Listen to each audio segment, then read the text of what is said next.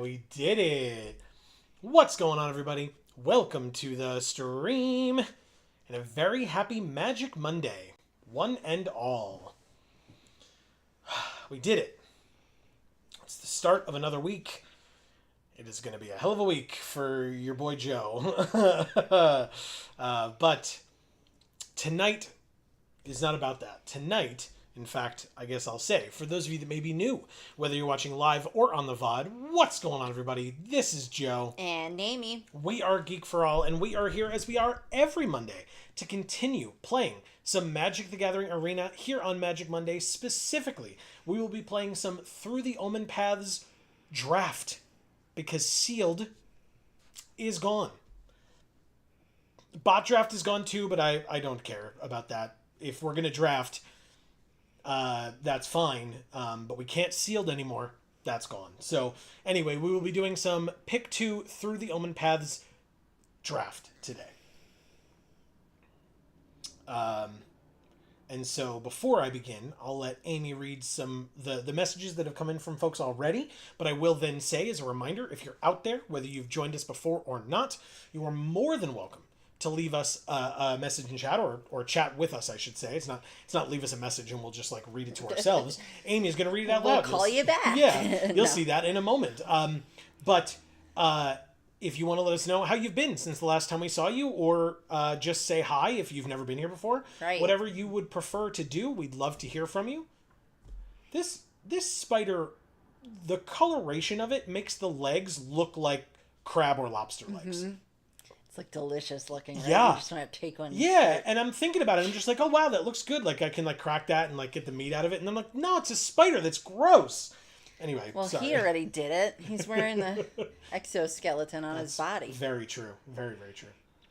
Anyway, go ahead. So ask him if it was good. Frog Pizza is here tonight saying, I am at the State Fair. Working.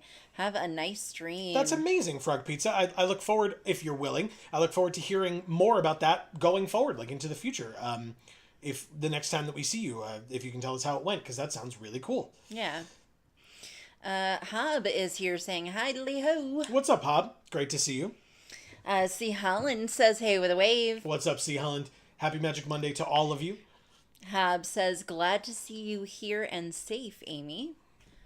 Was I unsafe?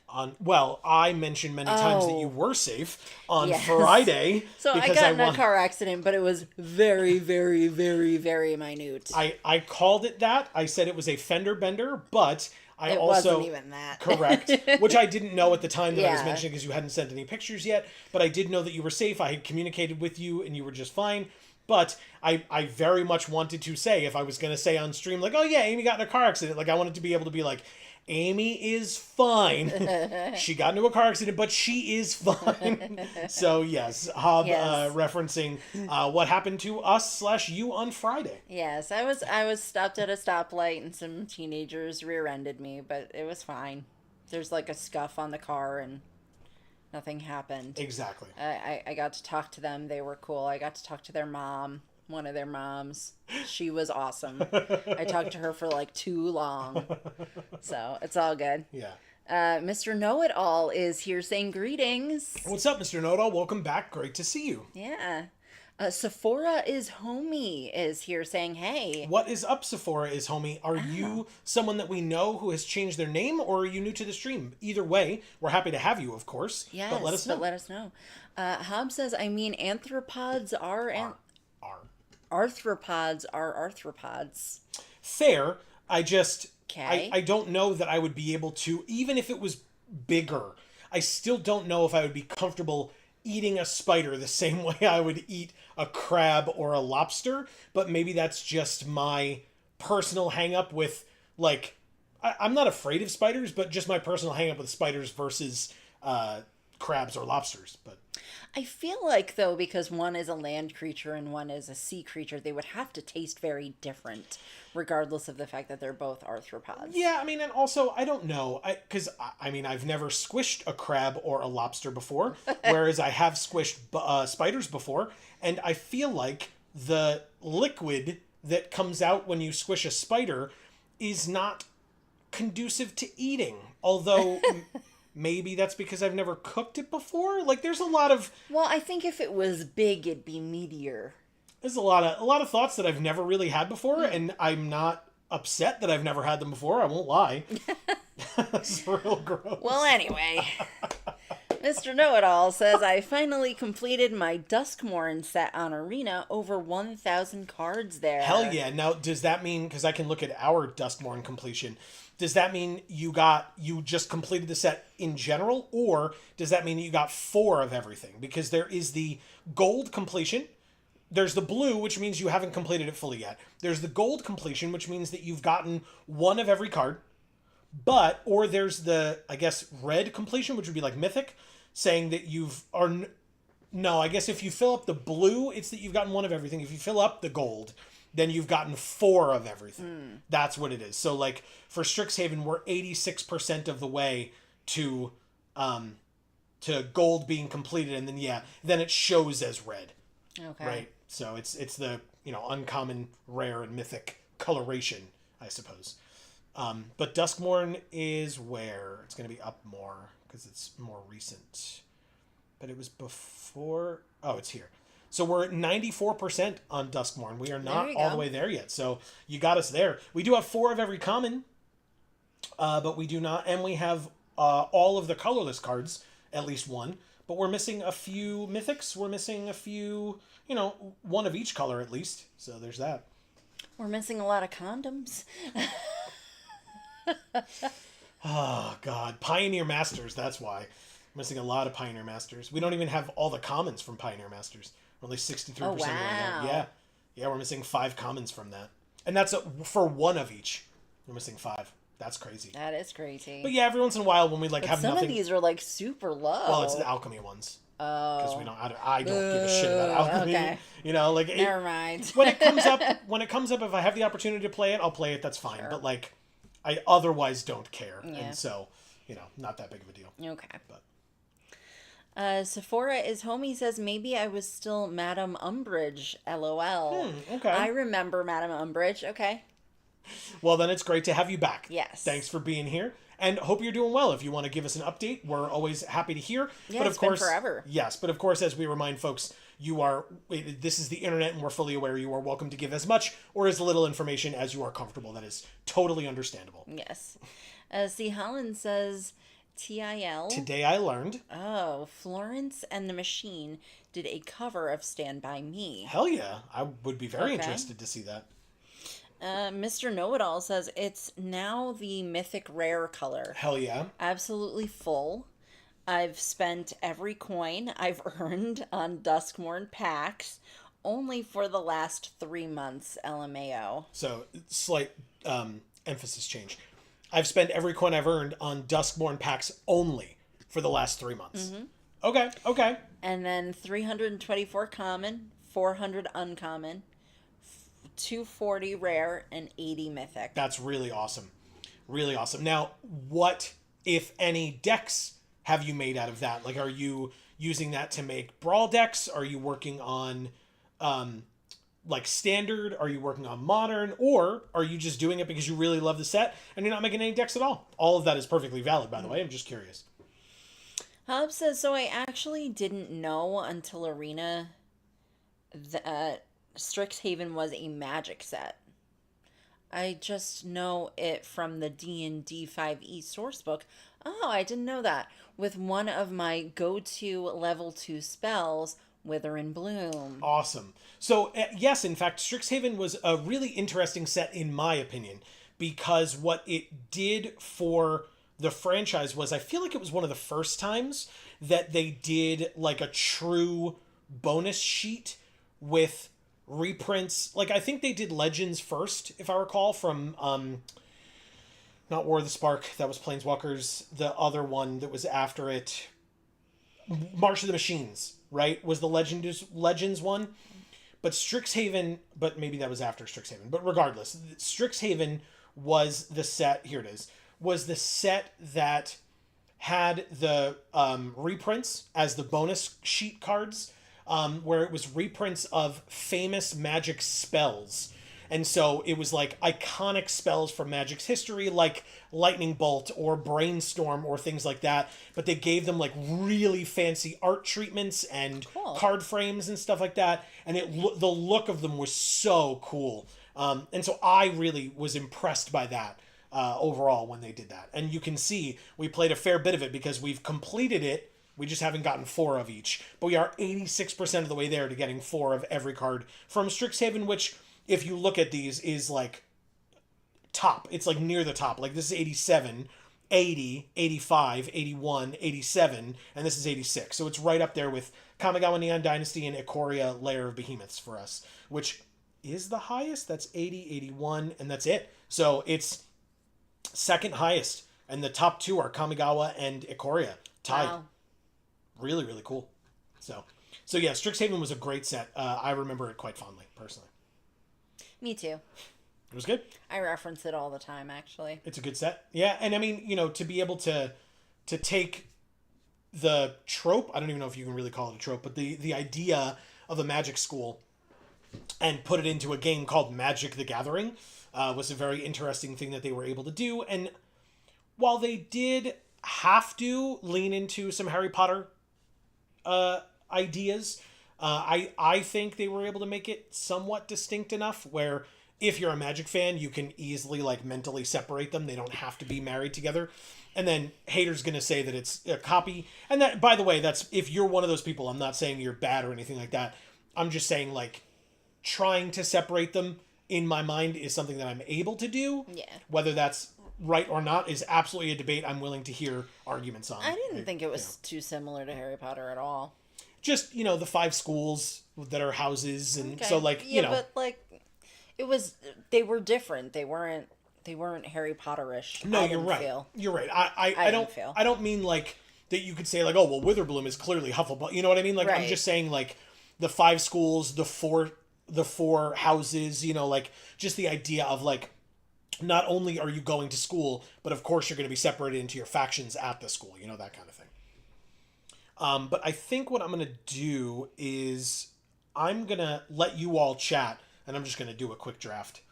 And we'll go from there. Okay. Sephora is homie says, I have 6 full completions and 8 completions. That's awesome. That's really awesome. Yeah, the fact that we have no full completions is kind of crazy to me, but also, like, every once in a while... I would be curious for the 2 folks that... Mr. Know-It-All, you kind of already said, but for you, Sephora, I would ask, did you seek out those completions, or is that just because of how much you, like, played those sets and, like, That's a good point. Right. And not a negative, just curious, because we don't have any, and so I'm surprised. All right, so I don't want this... because this is the Potter, Jesus, Parker something or other, or Rent is Due, right? I'll take, maybe I want, all of these white cards are amazing, and I don't like this. So I think I'm going to go with Zora, and I'm going to go with Mothwing Shroud, because I really like that. I like Principal the Referee a lot, and so maybe we see more of them, but this card's great, and this card's great. And it, besides, like, this rare, like I said, I think is bad. So cutting good white cards out of the pack feels like the right choice. Let's see. See, Holland says, I saw a Sky, in parentheses, cable for US people, advertisement for the movie channel. Think it's also in one of the Final Fantasy games. Interesting. Okay. For the movie channel? That's cool. What movie channel? Like a Magic the Gathering movie channel? I'm very confused. So this can enter as a copy of a creature we control, except its name is Vazen Two-Faced Trickster, because this is Chameleon from the main set, and it's a villain, so we would want it to be in blue and black. But right now we have 2 white cards, but this is the only white card here, which is not a bad one.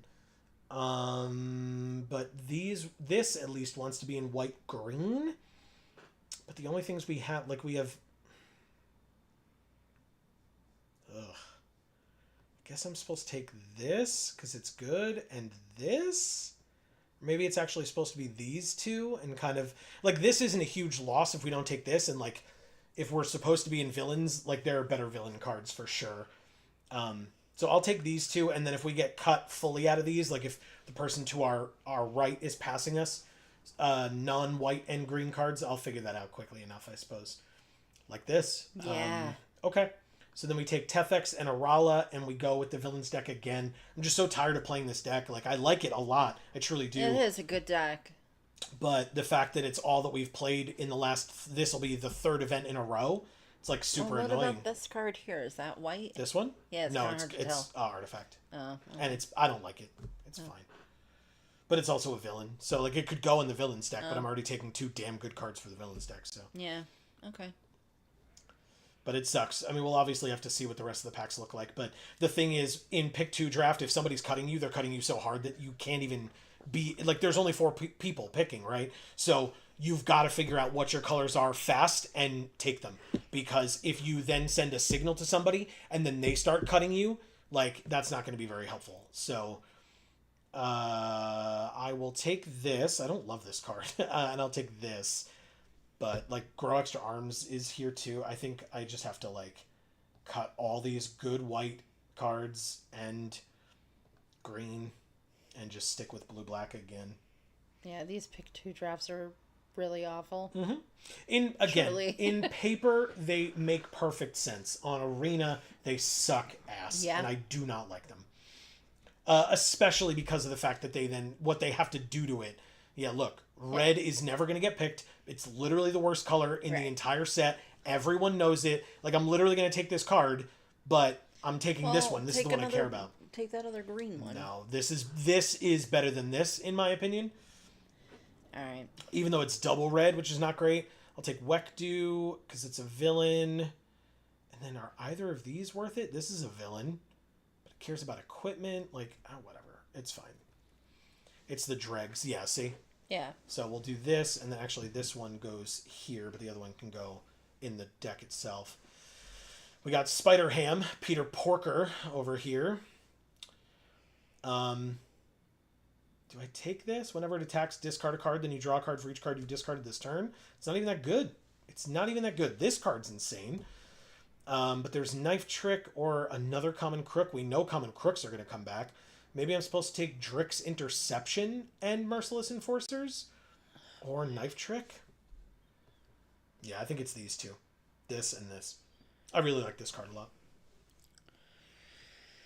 Okay, I'm really far behind here. I'm so Mr. sorry. Know-It-All says, basically every deck I make consists of at least a third Duskmourn cards. Hell yeah.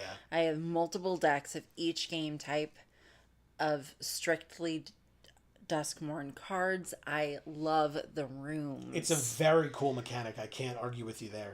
That's It great. is. That's great. And so we did get another one of these. Somebody took one, but we're going to get another. And there's another Wathwing Shroud here, too. Okay. Am I supposed to take Mob Lookout? Like, I can't. I mean, I'll have like 2 white cards in the deck. It's not really even worth splashing for. Like, they're going to take the splash colors here. So, I guess it's just these 2. Just getting, like, fully cut out of it. This is a hero, so I probably don't care. But, like, there's literally nothing else in this pack for me at all. This pack sucks dick, so I'll take this and... this again? Ugh. Gross. It's a villain. I'll take these 2. Fine. Go ahead, sorry. That's okay. See, Helen says 15, I think. Final Fantasy 15. Yeah, that's what he's saying. That's where he thinks it came from. Mr. Know-It-All says, I have a fun brawl deck using basically all rooms and enchantments with Marina Vendrell. I don't know who that is. Neither do I, not offhand. It genuinely is my favorite set to release to date. I have so many decks with the cards. Very cool. Very, very cool. That is cool. Yeah, I'm glad I like... you enjoy it so much. Yeah, I feel like Duskmourn didn't really get enough love. It was very flavorful. I thought it was cool. Very flavorful. Ooh, this came back? Are you kidding? Wow. Okay. I mean, this one goes to the sideboard. The thing is, I did just pick up that land. I don't know if anybody else noticed. I picked up the university campus. So if I can get more cards like this, plus I did take this, I'd rather not play it, but this would let me go get a basic. And so I could splash white for removal like this. Yeah. It's not like we're getting good cards. Like, these Yeah. are bad. Super bad. I mean, if you're going to splash white, you could take, some good white cards. Yeah, but this one one's... you have some good white cards already. Exactly. So I think... I also need to look at my blue and my black, just in general. Like, this card's very good, right? If you control another villain, this has hexproof. So I think if I take this and this for now, and, like, maybe this comes back, and then if it doesn't, it doesn't. But this is a good card. That is a good thought. Yeah. We'll see. All right. Marina looks at the top 7 cards of your library and puts all enchantments into your hand. That's awesome. Rest on the bottom of your library. Hell yeah. Then at sorcery speed, she can tap and lock or unlock any rooms. Wow. That's very cool. Very, very nice. Do I do Vazin? I guess I do another one of those, and I definitely do Scorvus Ames. That's a great card. This is Scorpion, obviously. It's a Scorpion human villain. I considered this, but if you look at, I have 2 5-drops, and that's it. And this only auto-equips to 5-drops. No. When they enter. So, no, thank you. Sephora says he's not saying you are bad, just secretly judging the Potter hate. That is not true. I would not judge people for disliking Harry Potter for whatever reason. Right. There are many reasons I have heard for people not liking right. it, and I, whatever that happens to be, I get it. I will take a Vibrant Cityscape. That will help me go get planes. Yes. But you're going to take this thing again instead of, like... This would need to splash red as well. How many colors am I splashing? No, the white card. It's a 2-drop. Like, I would want it out early, and it goes really well in white-blue, but it's not that good. And besides we're doing white-blue. Okay. No. Well, not really. I'm splashing white. I don't want, like, a million white cards, Like, see, this came back. I'm trying to, like, limit the number of white cards I take. This makes the Citizen. This I don't even like. It's one of these two. Sephora says, pink tongue sticky outy poop. I have full completions because I play historic. Okay. Very nice. So I guess I'm just taking these two and putting them both on the sideboard, and then same with these. And that's pack 3. This was a terrible draft, man. Yeah, it really was. Holy shit. I mean, again, I get to splash 2 Mothwing Shrouds, which is fine, I guess. I have to make 5 cuts, but, like, it's not hard. No. Spoilers. It's the shitty artifacts. Yeah, I was going to say, like, at least it makes it easy for cuts. Yeah. That the draft was so shitty. It really was. Hub says, I'm trying to keep at least 2,500 gold at all times in case Final Fantasy or Bloomborough avatars come back Gotcha. to the shop. Okay. Been using excess gold on Final Fantasy packs until those decks are complete. That's cool. I like that. Then going to switch to Bloomborough until I recreate all my in real life decks. Been looking at some of the other sets I got free packs for joining up, and some fun ideas but low priority. Okay. That's cool. That is cool, Hub. And that was a very detailed response, and I appreciate it. I'm looking for... So, we're doing blue, black, white. So, it's not quite control, but it is Esper. So, I know somewhere Amelia would be very happy. Yes, he would. Who are you pointing to? I'm pointing at Dina and... Zimone? That's blue, black, green if we care, but I mean, I could do it. That's fine. I just feel like that's cool. Okay. I was looking at them as well. I won't lie. Okay, let's try this draft. It's going to be awkward, but I will do my best, and that's what matters. That's what I was always told. Yeah. That's not true. When I played sports, despite how I look and my size, when I played sports, I did pretty okay. So, there's that. He did. I did. I was pretty okay at sports. I'm like the least jockey person I've ever met, but I did okay in sports. Yeah. I did not. We'll leave it at that. Ooh, that is... But this lets Weird. me connive? So, like, kind of? Because, like, once we get the third, like, there's this, but... This is an awkward hand, man. I do have my splash. That's fun, huh? But to be fair, I don't have any black cards in my hand anyway. Like, this doesn't count because I can play it with the island, so... See, Helen says, no, sorry. It was an advert for people to get the movie channels showing what films are on. Gotcha. I have Sky TV with their sports channel. Yeah. I've heard of that just from watching, like, British panel shows and stuff on YouTube. I haven't.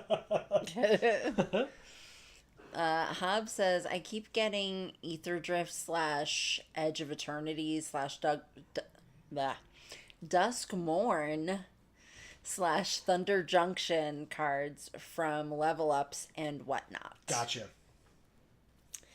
Mr. Know-It-All says, next set completions I'm gonna work on are Lord of the Rings and Bloomburrow. Then I'll work on The Hobbit when it releases next year. That sounds great. It really does. I love that plan is in place for you. That's really, really cool. I'm glad that opportunity is there. I love hearing how different people interact with magic in different ways. That's really, really cool. Yeah. Because, like, some people think I'm weird because, like, all the cards that anyone has ever seen me open on this channel, I still have. Any single one of them. Any one. Because I don't like really trade cards that much. I just don't. Discarding. Ooh, that's awkward. Probably this one. Yeah, that one. Okay. Yeah, I don't really trade that much. And so, like a lot of people, if I open like a bomb card, people will be like, oh man, I want to, oh right, you don't trade. Because like they want to like trade me for it. There was, I think one time I opened Thing in the Ice. Oh. Promo foil Thing in the Ice. And I remember trading it back into the store during pre-release weekend so that I could pay for another pre-release. Not that I couldn't afford it, but just in general, I wanted to like get that bit of a discount. Plus I knew with pre-release pricing that thing was going to tank, and I got like I think 20 like a store credit like $20-ish for it, which is very good. So okay. All right, I think what I'm going to do is I'm going to play Common Crook and Merciless Enforcers. Does this happen only once a turn? It does. That's awkward. So maybe I just play Merciless Enforcers. Sephora says, nice. The Final Fantasy avatars are very nice. Yeah. I got the sets that had my fave characters in them. Had to get the Sephiroth. Very cool. Sure. Right, so the villain comes in, give a counter to the Vexed bots. I guess I should just play Common Crook. I shouldn't get too greedy, but I'll do it after combat. Hob says, I'm getting FOMO from the massive break I took from Magic, which ironically kind of tells me it was a good idea too. Yeah, that's smart. Yeah, because otherwise you would have been spending all that money. I totally get it. Totally get it. I need to splash 3 colors in Final Fantasy and Spider-Man. Technically 4 colors. SM with... Spider-Man, maybe? Oh, Spider-Man. With green cards, but no forests. In order to get all the characters I want. Gotcha. But I really want to stick to 2 color decks overall. Wow, that sounds a little tricky, Hob. Right, so here's the... Whoops. Mr. Know-It-All says there's a room that is an on-board board wipe for 3+ power creatures. So locking and unlocking it over and over is funny. Nice. So am I going to do this? I'd have to put that card on top. But that's probably okay. I should go get the second blue with this.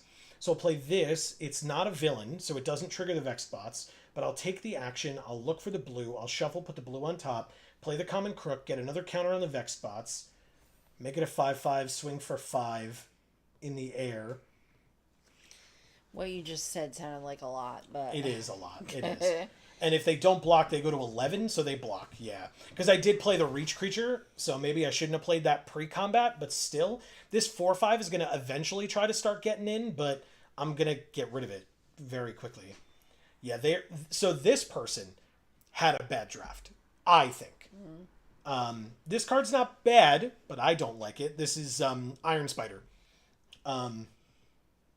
But they're very heavy red with like no synergies, right? This wants you to discard cards. They haven't discarded a single card. Wow. Because that's black-red. Right now they're red-green, which wants you to be playing big creatures, but they've played no cards that benefit from you playing big creatures.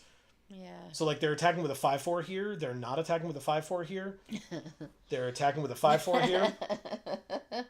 I'm gonna get us water. Oh, okay. Thank you very I'm much. caught up in chat. I appreciate it. Do I just take 5? I think I take 5. I don't give a damn. They don't have any more flying blockers, and they haven't been able to stop my 5/5 yet, so... plus, now that I have the blue and I play it, I'll just sit around and wait to counter stuff, or use this and deal them damage. So, go to combat, attack for 5. They have a single green mana open, that's it. So, yeah, attack for 5 in the air. I don't think there's any card in the set for a single green that helps. Nope, they just tap that. That's fine. Congrats. They are at 11. I'm at 13, and I'm keeping up the counterspell and passing. And like I said, if they don't make me use the counterspell, then I just do this. I don't care about that guy. It's a 3/1. You got it. Thank you, Amy. I wanted to apologize for all this random stuff that's behind us on this table. I was trying to figure out what I was going to wear for my Halloween costume this year, so I did ultimately figure it out, but obviously I didn't get to put everything back away now. Mm-hmm. All right, so they have 3 mana left. Interesting. Pass to blockers. I'd have to double block, and I don't want to. So here's the thing. If they don't play anything this turn... If they don't play anything else, I should say, and they go to their end step. Here's my thought. If I tap their other 2 creatures right now... Does it say activate only as a sorcery? It does not. But that's irrelevant. I'm going to play this. I'm going to tap up to 2 target creatures. Let's see if I win the game. If not, I have Mothwing Shroud as backup. If I draw another land, I have both. Oh, I need double white. But I have Mothwing Shroud as backup. But I've tapped both of their creatures. It's their end step. They can draw another card, but that's all your mana. So that would be super helpful to me. I would love that if you did that. Oh my god. Okay. That's even better. What? I have exactly 11 damage. Swing. Do I kill you? Yeah, I do. Game. Wow. Thank you, Soleil Luna. Wow. Yikes. Yeah. Wow.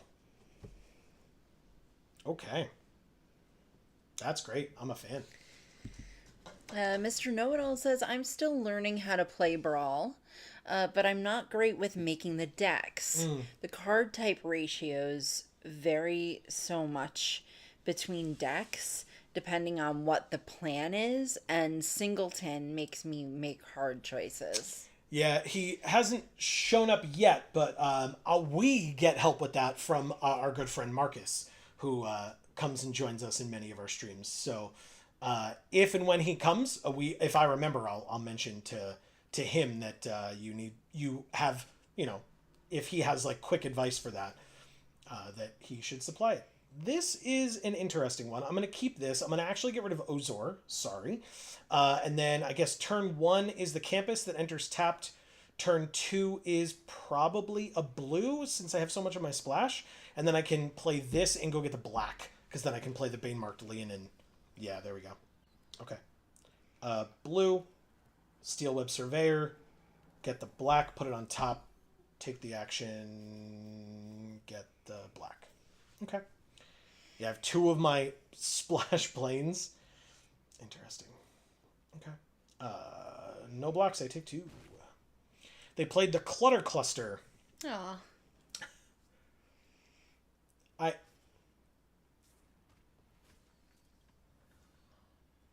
Peter Pan. Yeah. All right, so we play the black. We play the Bane-marked Leonin. I thought it was supposed to be Peter Parker, but apparently it's Peter Pan. Well, actually, this one is Miles Morales. But anyway. It looks like Peter Pan. Yes, I hear you on that one. Zora, Spider Fancier. Followed by the Spider, the Clutter Cluster again. And then they'd, draw a card? Oh, gain a life and put a counter on it if it's Spider. Are their sleeves Autobots or something? Nice. And they transform into a boombox. Awesome. Right, Cruel Caracol, so they only gain the life, they don't put a counter on it. I'll play a 4th land. I guess I could put a counter on something and give it flying. It only gets flying until end of turn. I could play Vazine, Two-Faced Trickster, aka Chameleon. Or I could play Common Crook and Arala. Damn. I guess it's supposed to be Vazin. Comes in as the Bane-marked Leonin. Mill 2 more cards. Land. Hell yeah. Okay. Mr. Know-It-All says those are cool sleeves. Yeah, their sleeves are very cool. I agree. All right. Attack with 2 Death Touch. And they take it because they don't want any of their creatures to die. I get that. A lot. Their companion is cool. Oh, the bat? Yeah, and it's the like albino bat. Yeah. Yeah. 4/3 attacks, no blocks, don't care. Okay. Merciless Enforcers, 5th land means Enforcers, Lifelinker. Oh, I guess combat, attack for 2. Leave the Death Toucher back for the 4/3. If they want to trade the Cruel Caracols, I'm all about it because I don't give a damn about this Spider. They just take it. Beautiful. Oh, we don't have the double black. Therein lies the kicker. But then I just don't want to use this on a 4/3. I don't care. So I did not very optimally use my mana that turn, unfortunately. But that is fine. Because basically I'm not going to use Arala's ability because it gives flying until end of turn, so then I should have just done it. Like I can wait and do it to my Lifelinker next turn to fly over top and deal extra damage. Unless they play this, because, oh, this doesn't have reach. You learn something new every day. All right, anyway, that's fine. They need 6 to be able to inweb that in. And they only have 4 currently. 5 max if they play another land. But Hub says, cutie, I had my kids make little construction paper bats today. that's awesome. Oh. Did they come out good? All right, so now... No, I still don't want to get rid of the 4/3. Or I still don't want to use this on the 4/3. I would love to get rid of the 4/3, but... And more importantly, did the kids have fun? Wow. This isn't actually Reed Duke, though, right? Like, everybody... We all, like, know it's not Reed Duke, right?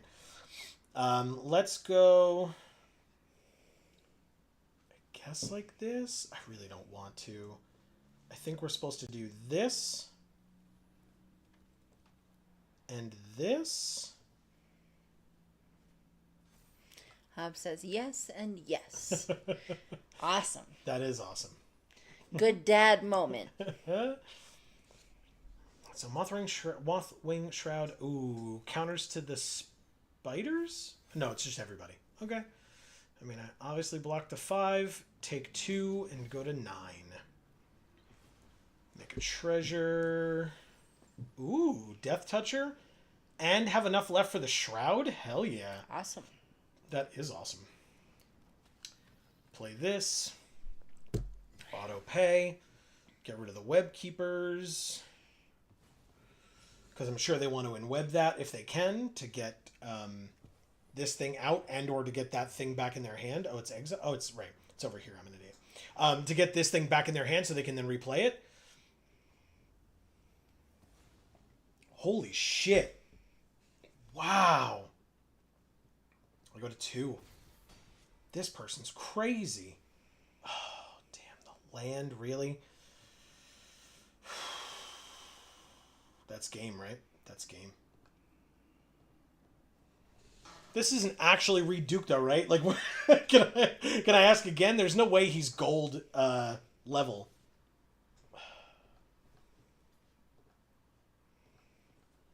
Whatever. I could have scribed to see what we had, but I don't care enough.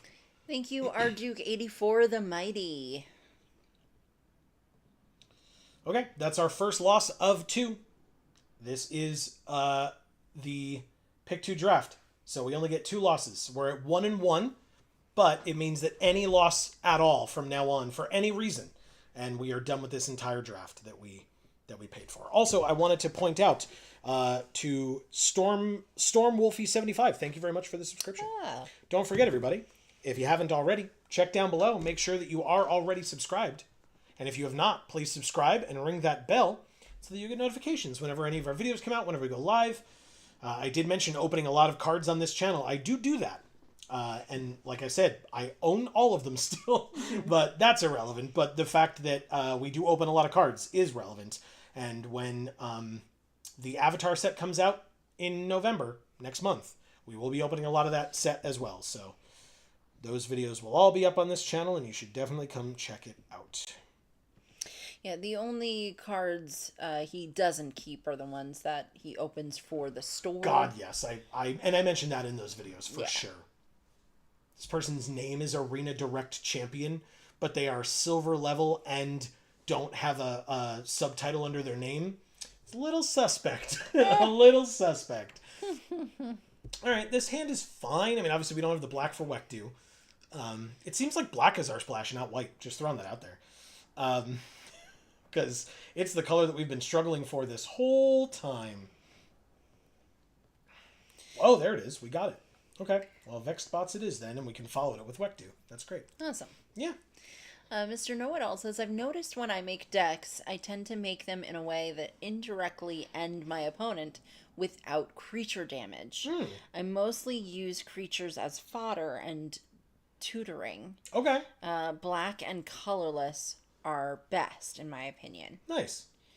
Red is my least played color unless it's paired with black. That's cool. Okay. Is this a counterspell? Interesting.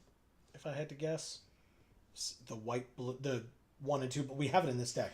The 1 and 2 blue counterspell, and then you can also tap my Vex Bots. No, it's not. What are you doing? They're like very quickly playing lands and then just passing. Okay, well maybe when I go to combat they just tap them both. I don't understand then why they would. Okay, they're just bouncing it but not drawing a card. Okay, you got it. That's fine with me. Hobb says highly suspect. But they, again, pass with nothing. So I'm going to actually play this and then go to combat and attack for 2 first and see what happens. They take it. And then I will attempt Vexed Bots again. I don't have the counterspell up anymore, but I can Unstable Experiment or I could Steel Web Surveyor. I don't think I need to do this, but... Well, I don't need to get the land. No, I'll keep up Unstable Experiment and I'll pass. They've literally just been draw going or playing a land and passing and whatever. They bounce a thing. You got it. Is it the Vex Spots again? It's Wekdu. You got it. Not a problem. That's another villain back in my hand, so that's very nice for me. Thanks. I draw a card, and then this creature connives. So draw again, discard Secret Identity, like I always do. And it's the only reason that card's in my deck. Wow. For discard fodder? I mean, it happens all the time. Wow. I mean, maybe I'm wrong, but it happens all the goddamn time. Alright, so enter as a Vex Bots. It's a villain, so it enters as a 3... this enters and makes this a 3/3. And then attack. I'm hoping we get 2 more of these out on the field. Yeah, I don't think we will, but let's play this. So we can be like, look, it's like a play set of the Vex bots or whatever. Combat. It's not really, but No, because they're tokens, but well, they're copies, right? And this Copies, one's named whatever. Vazin or whatever. But also in limited, there's no such thing as a playset, right? yeah, but still, Yeah, I get just what thought you're it'd saying. be funny. It is funny. I appreciate it. They have one of the rare lands. You have a nightclub. You got it. You have Arala. I have a nightclub. Be awesome. I guess I counter it and tap your thing. That gets tapped. Submit. Sure. Counter, tap your creature. At the end of your turn, flash this in, and they conceded. Whoa. Thank you, Arena Direct Champion. Yeah, because what would that have been next turn? Let's look. So it's 4 here, but they each would get a counter when this entered. So that's 5, 6, 7, 8. They were at 11. If I had played a villain, I couldn't play this, because notably this is legendary. Or actually, it enters as not legendary, though? That's interesting. I don't actually know offhand how that works. I think it would be fine then, because this isn't legendary. So it enters as a copy of this, and this isn't legendary. The whole reason why it has a name, like it says its name is Vazin Two-Faced Trickster, is because if you make it copy a legendary creature, it doesn't make you choose one of those two to go away. But if you then tried to copy that legendary creature again with a second Vazin, you wouldn't be able to do that, because then you'd have 2 legendary Vazins on the field. But I believe it would allow me to do that. So I would have been able to have 3, to your point. But it would have meant I would have played another villain. They would have gotten more counters each, and I would have put them to 1. I would have put them to 1. But this person's deck was also very weird. Mr. Know-It-All says it's quite broken in certain timeless decks. Okay. Oh, the black and colorless? We got another Mastery Orb, but we'll deal with that later. We're 2 and 1, so let's keep going. Okay.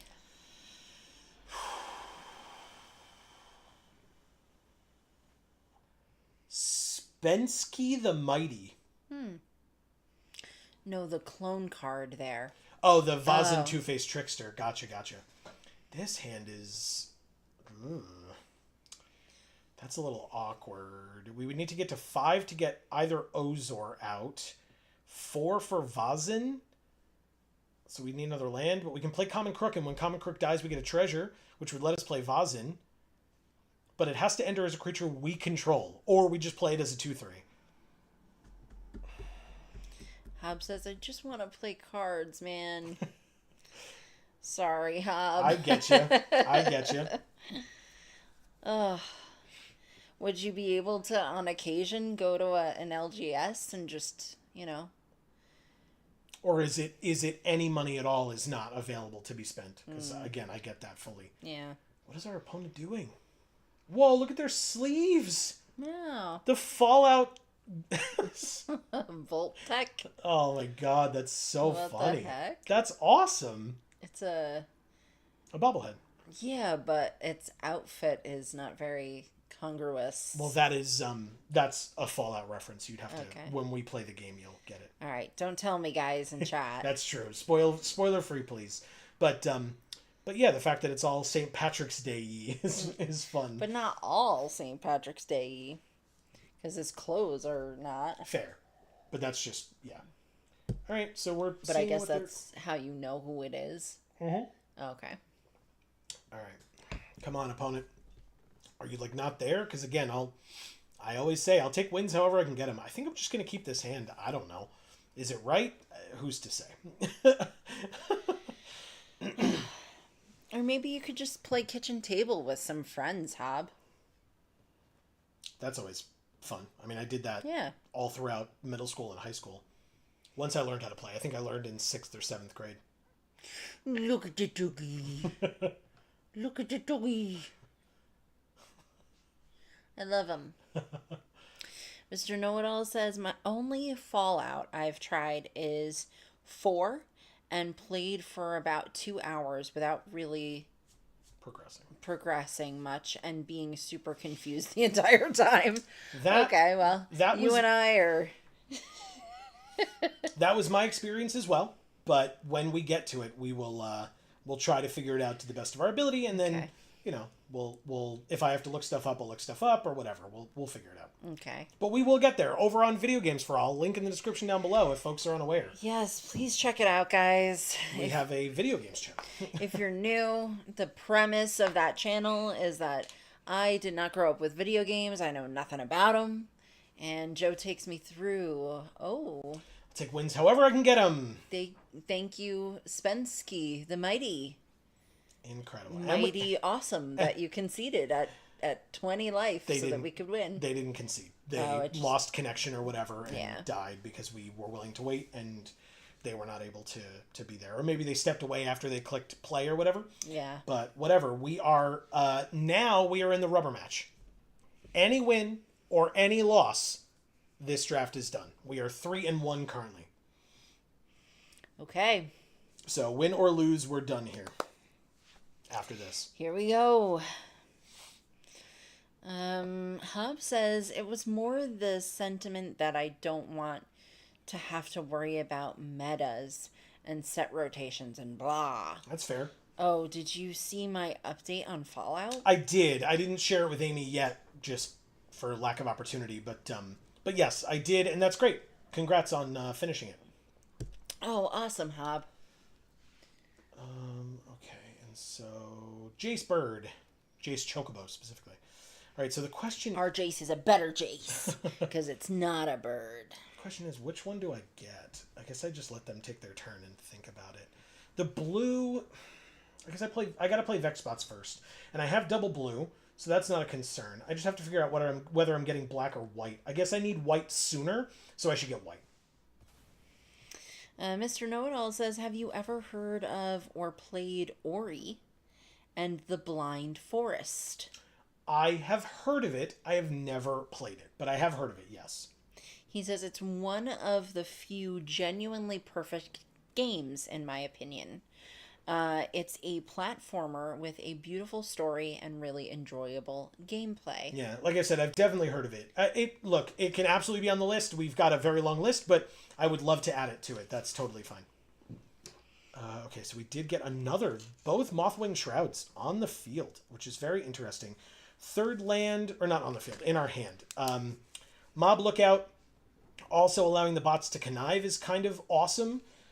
So then it gets a counter, and then I draw a card, and then it gets another counter when I discard Tethex? Yes, because I did just draw the black, but it means that next turn I could do some busted stuff. So I'll attack for 3. And that's really cool. I guess next turn I'd probably just play Arala. It's a villain. It buffs up this, and it's a 3/3 flyer itself, so that's wonderful. And right now my Mob Lookout is holding back the Gallant Citizen from profitably attacking, at least. I wonder if this person likes Final Fantasy. Maybe just a smidge. Nah, never heard of it. All right, I could Unstable Experiment as well, if I wanted to, but I think Arala makes more sense. So let's Arala. Bam. Make it a 4/4 flyer, attack for 4, and have a 3/3 flyer back. It means I can attack for 7 in the air every turn at this point, which is, feels okay, right? Yeah, I would say so. Yeah, me too. I could also use Tethex. Oh, Mothwing Shroud on the Vexed bots. You got it. Oh, but I could Mothwing Shroud the Mothwing Shroud. I don't have it. There's no need to do that. You could Mothwing Shroud the Mothwing Shroud, and then in response to whatever they do, you could Mothwing Shroud. That's true. I could. All right, so I will go to. I guess I'll Unstable Experiment later. Attack with Arala. For 5. They go to 8. Pass. So see, Helen says, no, they conceded. They were that scared of playing you, they ran off. Thanks, C. Howland. Oh, shit. Destroy target creature with power 4 or greater. You did it. Wow. Okay. That's annoying, but it works. Costume Closet. Okay. Can move counters around and stuff. That's fine. Hub says, I still haven't decided whether I'm going straight into Fallout 2 or taking a break. All right, so they're going to attack here. Sorry, just give me a moment. It's fine. I'm going to target myself to draw a card, and then I'm going to do this. So I draw, and then I draw, and then I discard. I guess I should discard Common Crook here. That makes sense. Now I have a 1/4, and I can block profitably. Suck it. Not a point of damage to me, thank you very much. Let's play Margot on the case and keep up Drick's interception, I guess. Okay. You know what she's missing? What? A crab detective. With Margot on the case? Very nice. Very, very nice. All right, so now they can actually hit us for damage. Congrats, you did it.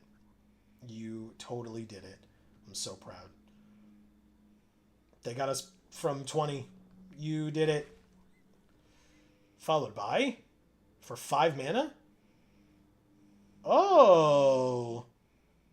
But now that it's back in your hand, whenever a modified creature leaves, put a counter on this artifact. I mean, technically you can do that. Yeah, I'll counter it and tap. So tap this. Submit 1. You got it. Your spell is countered. Your creature's back in your hand. You can replay your creature. You got it. It doesn't have the counter on it anymore, but it can get the counter on it now from the closet. Congrats. Okay, but it didn't. Okay, but Secret Identity would make Margot a 3/4 with flying and vigilance. That's pretty good, right? Do I want to do that?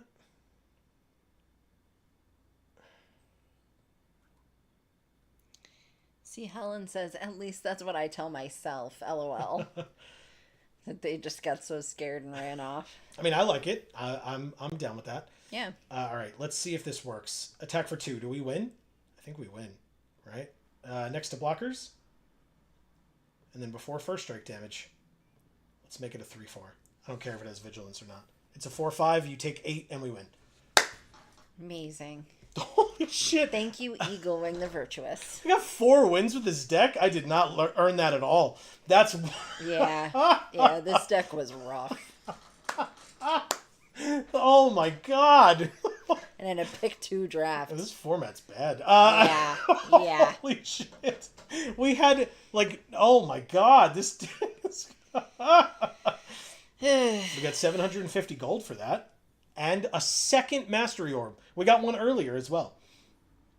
Well, anyway, we went 4-1 with this absolute pile of a deck, y'all. I didn't play this card once. I didn't play this card once. I didn't play either of these once. Because we only had 4 games with it. One of them, I think. I put it to the bottom because it was in our opening hand and we mulliganed. We played Vazin many times. We did not play Chaldea Brawlers once. No. Didn't even see it. Maybe it was in one of our hands that we mulliganed, I think. I feel like I remember seeing it once, but whatever. But everything else we played, I mean... God damn, what a... So weird. What a weird deck. Awkward. This was. Yeah, very awkward. And yeah, let me look at my percent... Oh, no, I don't care about the name right now. Look at my percentages. Yeah, so we were 38% black, 17% white. But think about how many games we had white and not black of our lands. Right. Insane. Very we awkward. had 6 swamps and 3 plains, and we were still struggling to get black. Crazy. Well, anyway, we did it. Hooray. Hooray. I'll claim our prize of 1,300 gems and 3 packs. Even though we paid 900 to enter. So we netted 400 gems. What a good return on our investment. Let's do it again. I'll let you keep reading, but I'm going to do another draft. What else are we doing? Well.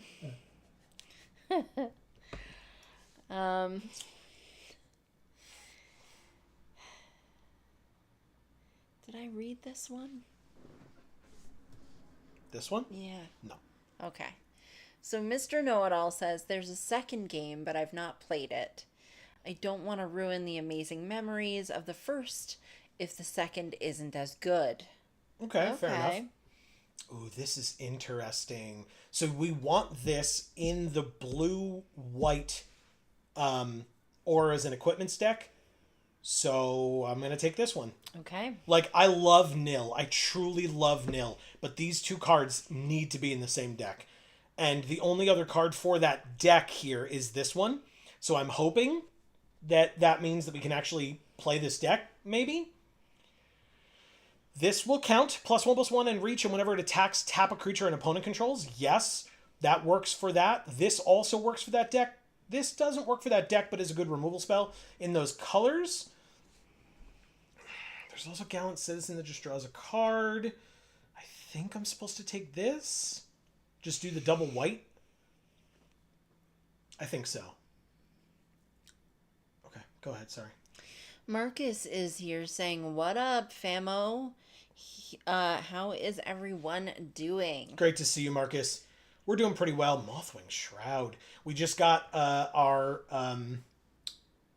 4 wins. Yeah. And 1 loss in our last draft. So, I mean, that's something. I'm going to take Perfected Pastry and Mothwing Shroud. That's actually not bad at all. This, you can sack it for 1 white mana and tap it and put a +1/+1 counter on up to 1 target creature and draw a card. So, that's a way to modify. We want to modify in white and blue. And technically, we're only blue in 1 pip on 1 card right now. Otherwise, we are mono white. So, wow. Who we're drafting with? That wasn't a real sentence, but we'll move on. Scoob, D-Cross, and the 25th ban. Interesting. I don't know what the 25th ban was, but that person is it. Whatever it was. I suppose. Mr. Know-It-All says, "I recently discovered a 2-card combo that mills the opponent's entire deck in 1 turn, and I've been so cynical playing it." Oh, meaning like you want to play it, but you're really worried that it's not actually going to work? Is that what you mean?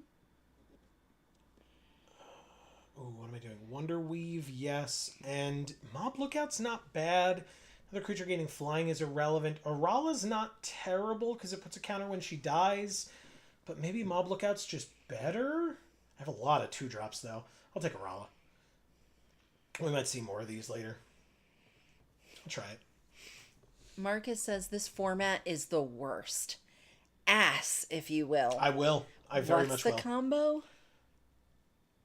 All right, so That was old. that's fine. So we'll take. Well, it's not. It's in response to Mr. Know-It-All's combo. Oh, okay. Saying that he discovered a 2-card combo. All right, so I'm gonna take Wonder Weave Aerialist again, and nothing like this guy. I thought he was talking about our previous deck. No. And so I just wanted you to realize that he didn't just write it. No worries. Do I take the black card? I guess for the sideboard, sure. And then these both go to the sideboard, and we go to pack 2. It seems like we're able to be relatively securely in the colors that we want to be in. Okay. Seemingly. That's good. Yeah, it is. Arala. Hide in Mundanity? I guess? Oh no, I guess it's supposed to be Zora.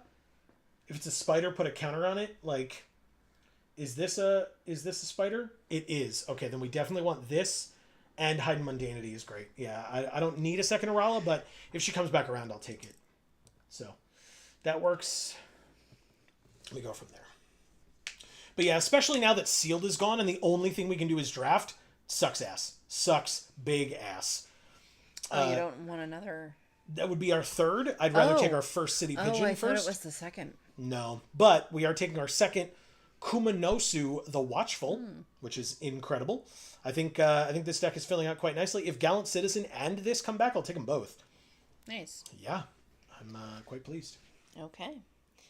Mr. Know-It-All says, "Fraying Sanity and Singularity Rupture. Rupture board wipes and mills any deck, half its library rounded up. Fraying mills each deck for however many cards put in their graveyard each turn." Yeah. Yeah, wow. There's also, it's I like that. It's really good. Especially because it's rounded up, you guarantee that you're doing over half, and so then you do the rest. Marcus says, "Nice. I haven't seen that one used before on Arena." Ooh, this is very nice. So, I could take the land, but I think I'm going to take Snatchback and Free Strider Aces. This is wonderful. I don't know why we're getting so, lucky here, but I'm not going to look a gift horse in the mouth. Sorry, Hub. The Ruzik Booed But Victorious is still here. This is regular Green Goblin? Oh, this is Ultimate Green Goblin in the main set. Perilous Lunge technically, but it goes to the sideboard, as does this Data Scrubber.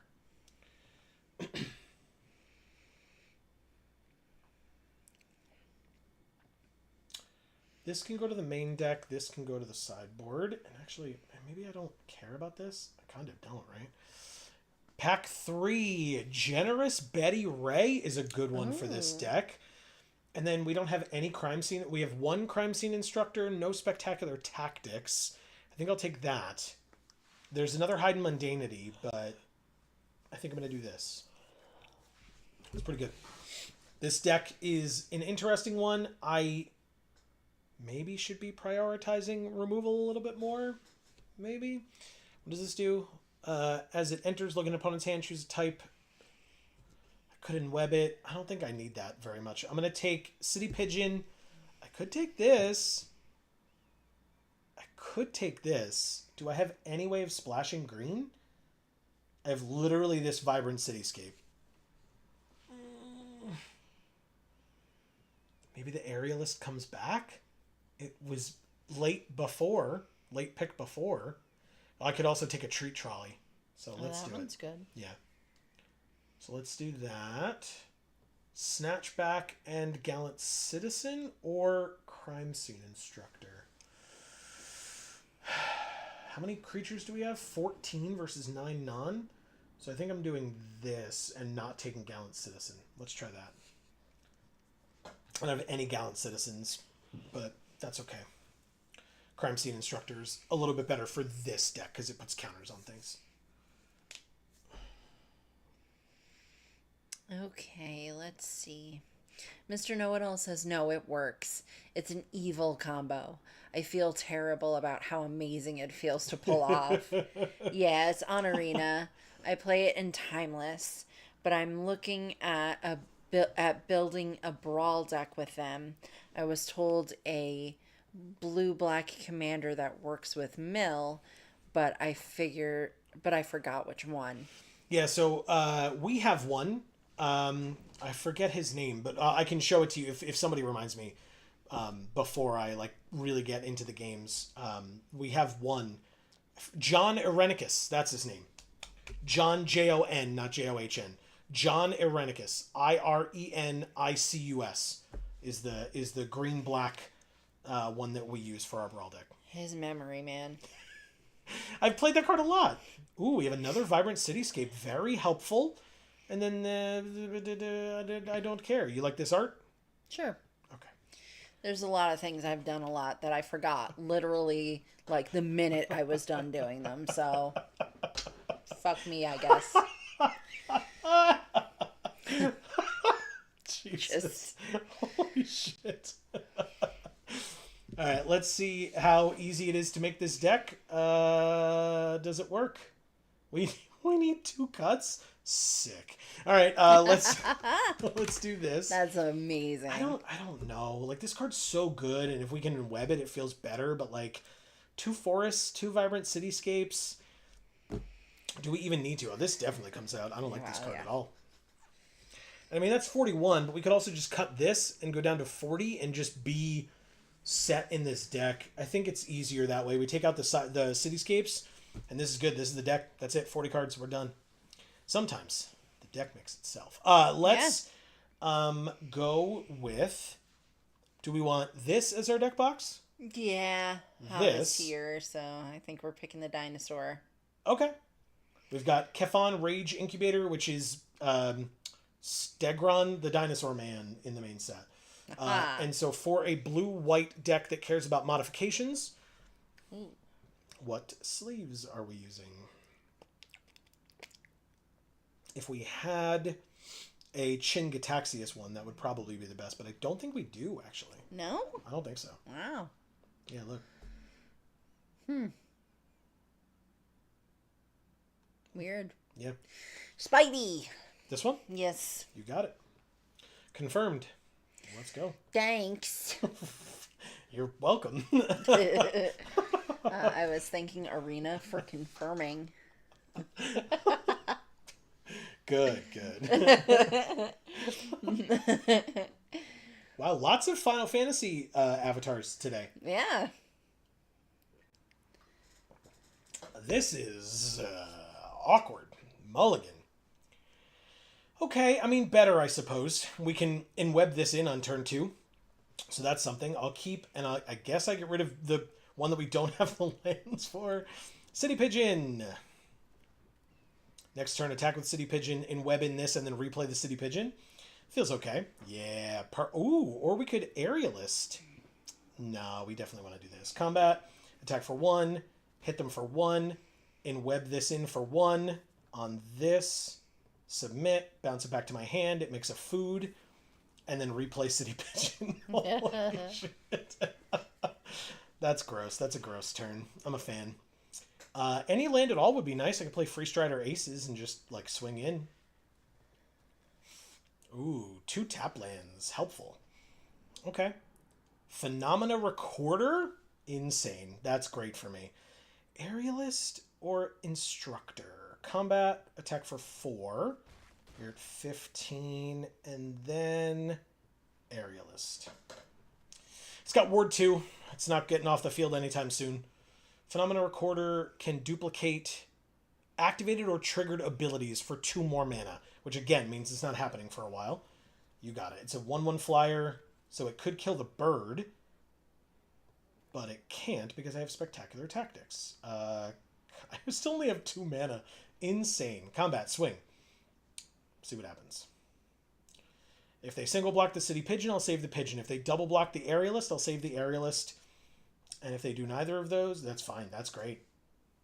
They do neither of those. Wow. Great. I'll just play the Crime Scene Instructor. I love it. Insane. Works for me. Okay. So then, yeah, if and when the Instructor dies, the Aerialist gets to get a counter and then permanently have flying as long as it has that counter. Awesome. And then it's a 3/3 Ward 2 flyer, which is quite nice. Yeah. Yeah. Marcus wants to know if we've seen the thing that he posted on the Discord. If you mean the thing that you made for this weekend, then yes, we both saw it. Okay. And it's awesome. Yes. If you are talking about something that is not that, then likely no. If I have, I've forgotten. Look at this. Whoa. This is like what is that? Bondage King hairless cat or something? Like, what is happening? Yeah, I guess so. Bizarre. Where would this have come from? I don't know. Me neither. This destroys a creature with power 4 or greater. Okay, we'll do that. That's great.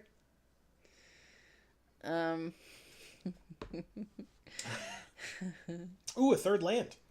All right, well, we're still going to do this, though. It's an instant, but I'm just going to do it now. Goodbye, Favored Fighter. And then I'll swing with everybody but the City Pigeon, I guess, because they're 1/1. You have something for 1 mana that stops this? No, I didn't think so. I was like, what? Holy crap.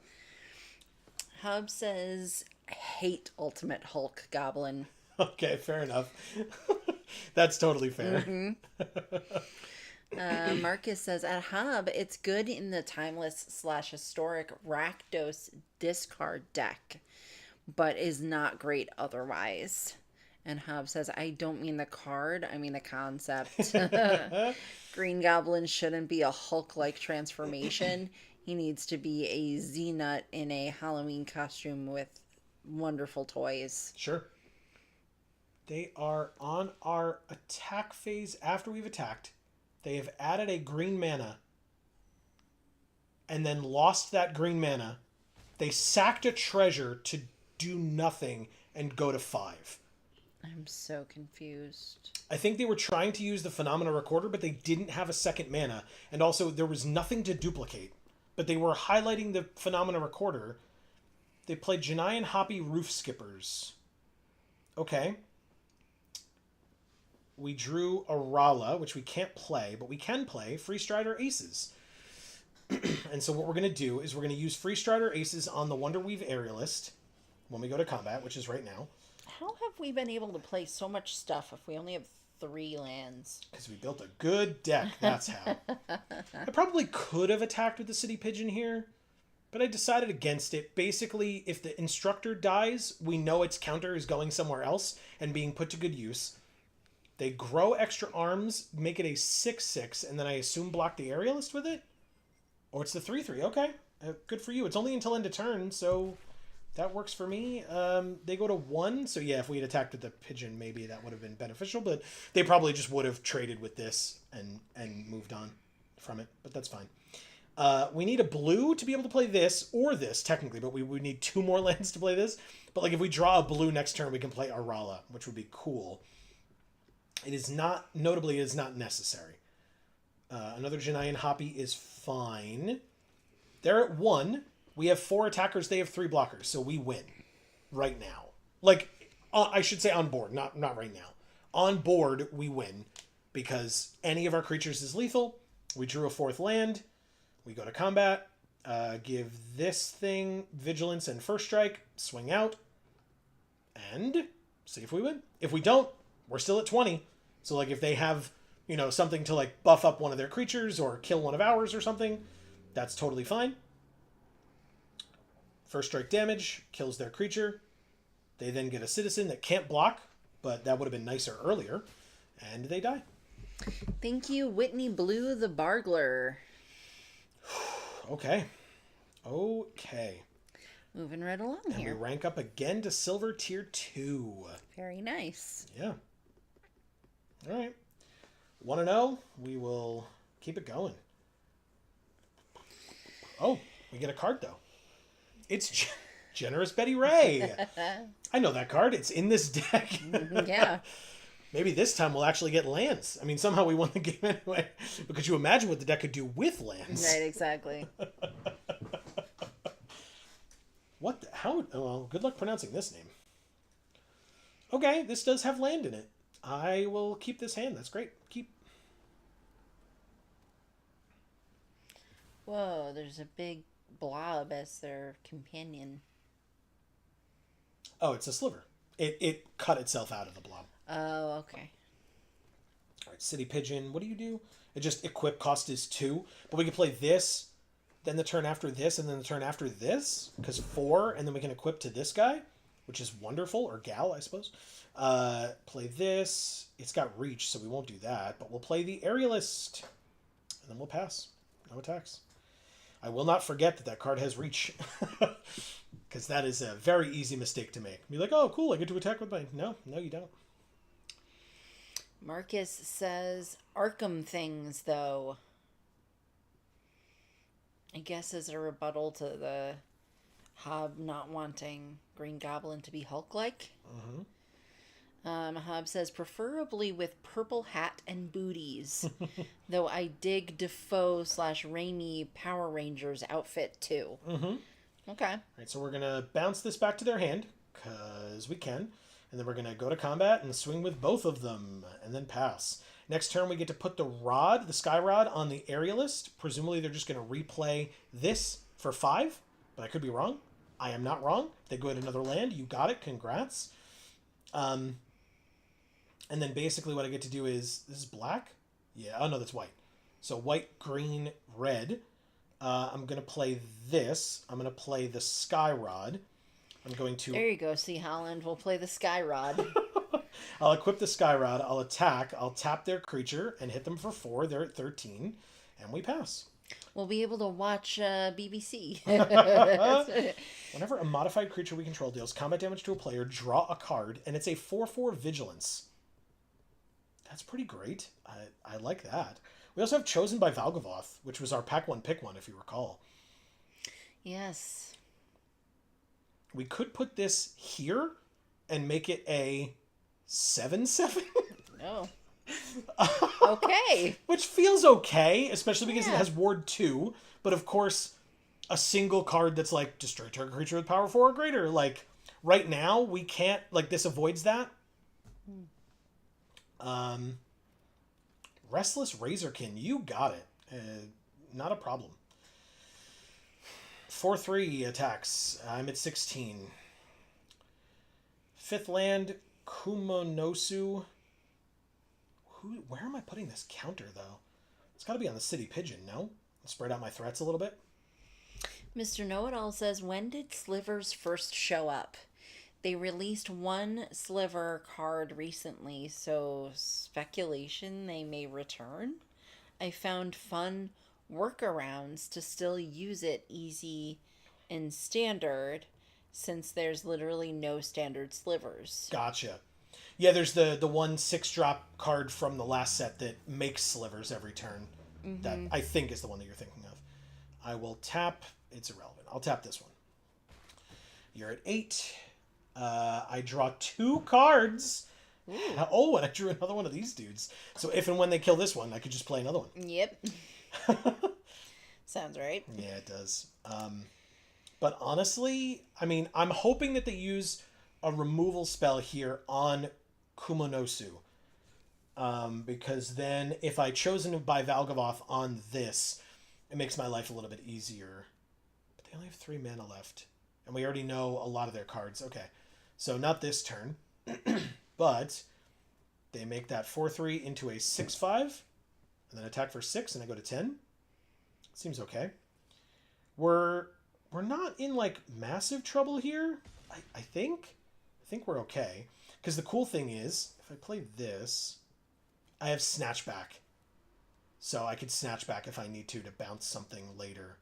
So I'm going to put Chosen by Valgavoth on Wonderweave Aerialist and make it a 7/7. Then I'm going to go to combat and attack for 7 in the air and tap their 2/2. Because now if they want to block me, they have to block with their 3/5. Good. That thing was the thing that was pumping every turn. Good. Goodbye. That thing dies. I will end my turn, and like I said, I'll keep up Snatchback so that I can bounce anything that they like that is troublesome to me that they try to play. They're going to go get a land by enwebbing this thing. Rouse the Swarm is fine. Oh, right, it untaps when they... Okay, that's cool. That's cool. Exile the top card, and they can play it until they exile another card. And it's Sarn of the Silken Throne. Okay, so that does what? If 2 or more creatures entered, you draw a card and gain 2 life. Good for you. Good for you. Very cool. Okay. This bounces a non-land permanent. Is there a way to abuse that? I don't think so. But... The croissant. Chizak. Oh. Oh, shit. Okay. Chizak's good. Chizak's very good. But next turn, I can bounce Chizak. So, like, I can't do it right now because it is... it's got Ward 2, and I only have 2 mana. But next turn, I'll have 4 mana. I can bounce Chizak, attack with Wonderweave Aerialist, tap the token, I suppose, and kind of go from there. But, I mean, attacking me with a 5/4, I probably just play Kumonosu, right? Or, not play, block with Kumonosu. Yeah, let's do it. Perfect. Okay. Take my turn. Drew Generous Betty Ray. Whenever she attacks, a modified creature gains lifelink until end of turn. That one's a fun one. I guess I have to do this, though. But I could then play Generous Betty Ray better. So let's do this. 2 mana, but it's actually 4 mana. Targeting this. Yes, I do. It's got Ward 2. Auto pay the 2. Bounce it back to their hand. I could Crime Scene Instructor, because I don't have enough for Betty Ray, but I'll do it post-combat. Attack for 7 and 2, and actually tap the Weaver. Because then if they want to trade with the City Pigeon, I get a food as well, which is just nice. And their Spider goes away, which is a very annoying card that I don't want to have to deal with, because it's just one more thing that can block flying. So Mr. Know-It-All says, and with the new set companion and avatar being a sliver, makes sense they're teasing a return again. Yeah, that's not a bad point. I didn't fully... They just take it and go to 2, huh? Okay. I didn't fully understand why they had these as slivers, the avatar and companion, except that they ran out of ideas or didn't really have, you know what I mean? Like... Okay, I mean, I'll put it... They said nice. Okay. Oh, because now they win. Oh, no, they don't. They don't win, not this turn. But the Aerialist dies. I mean, that's fine. I make a food. You would have... Oh, they couldn't have killed the Aerialist, that's why. But that's more than fine. But basically, all the damage that will be dealt to me is dealt to the aerialist instead, and so I live. That's fine. Yep, she dies. Okay. I will play this land. 1, 2, 3, 4, 5, 6, 7. I don't have enough to play both, and this costs 2 to equip. It says this is another, so I actually have to play this first if I want to get the most value out of everything. So counter here. Equip. No, don't equip. Just a 5/5 is just fine. And then I can leave the other 2 up if I need to gain some life. It's a little scary, I won't lie. Their deck is very good. Mr. Know-It-All says, I mean, it's a spider person set. A literal spider would make sense to be. I agree. I think it may be... I don't know. I don't know why. Destroy a creature with power 4 or greater. Yep. Yeah, I kind of figured that was coming. The only thing I can do is gain life here. I don't know if I... For...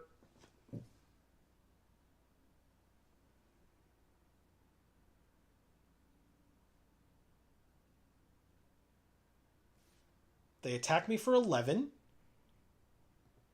I gain 3. Go to 13. Then we're both at 2. And I do not have a beneficial way to fight back. They're going to play their 6/6, which is a 7/7. They untap and they exile a new card. And they get Mothwing Shroud as well. So yeah, the game is over. Holy crap. Good for you, opponent. Very frustrating. Okay. We drew Zora. So we can play Zora. We actually get to use Betty Ray in a beneficial way. That's cool. Gain a life. Put a counter here. Gain another life. And then I equip onto this one to spread out the threats, but it doesn't matter. They just swing out and very much win.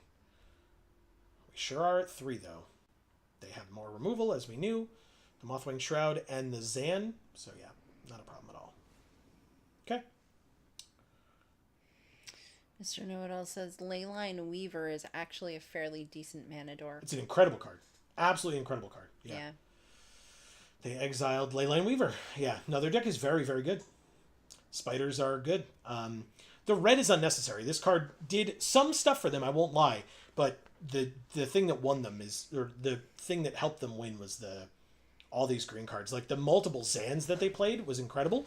The Leyline Weaver, which arguably is part red, but really it's, in this case, it could just be green. It's very, very good. We went to -15. Wow. Did I have fun in the match? Sure, I'll say I had fun in the match. Why not?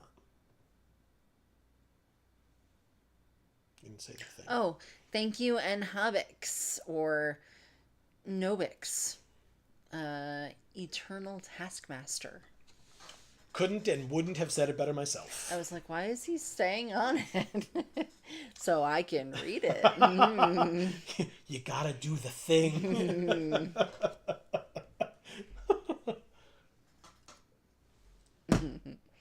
I'm gonna get us water. Oh, thank you. Now that I've just finished that last sip, I appreciate it. Yeah.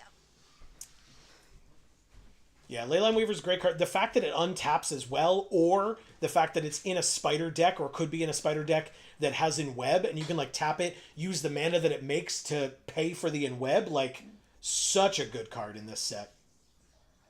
This hand is fine. 3 lands, Aerialist that can be played for 2 white, Aerialist that can be played for 2 white, and the Betty Ray that can put the counter on one of these things to give it flying. Really good hand. Hopefully we get the blue, but even if we don't, still think this hand's great. Let's do it. And they have Fleam. Fleam Sleeves and Fleam Avatar. Oh, we drew the blue. Would you look at that? Perfect. Thank you, Arena. Appreciate that. But yeah, we can Betty Ray, put a counter on this, and attack for 3 in the air next turn. It's got Ward 2, so they literally can't target it. They can just play something, I guess, with Reach that could stop it. Thank you, Amy. But are there 2 mana cards in the set that could stop a 3/3 with flying? I don't think so. Okay. Go like this. And then, no surprise. Come on. Perfect. We also drew Kumanosu, which is wonderful. They're looking at it like they could do something to stop it, but thank you.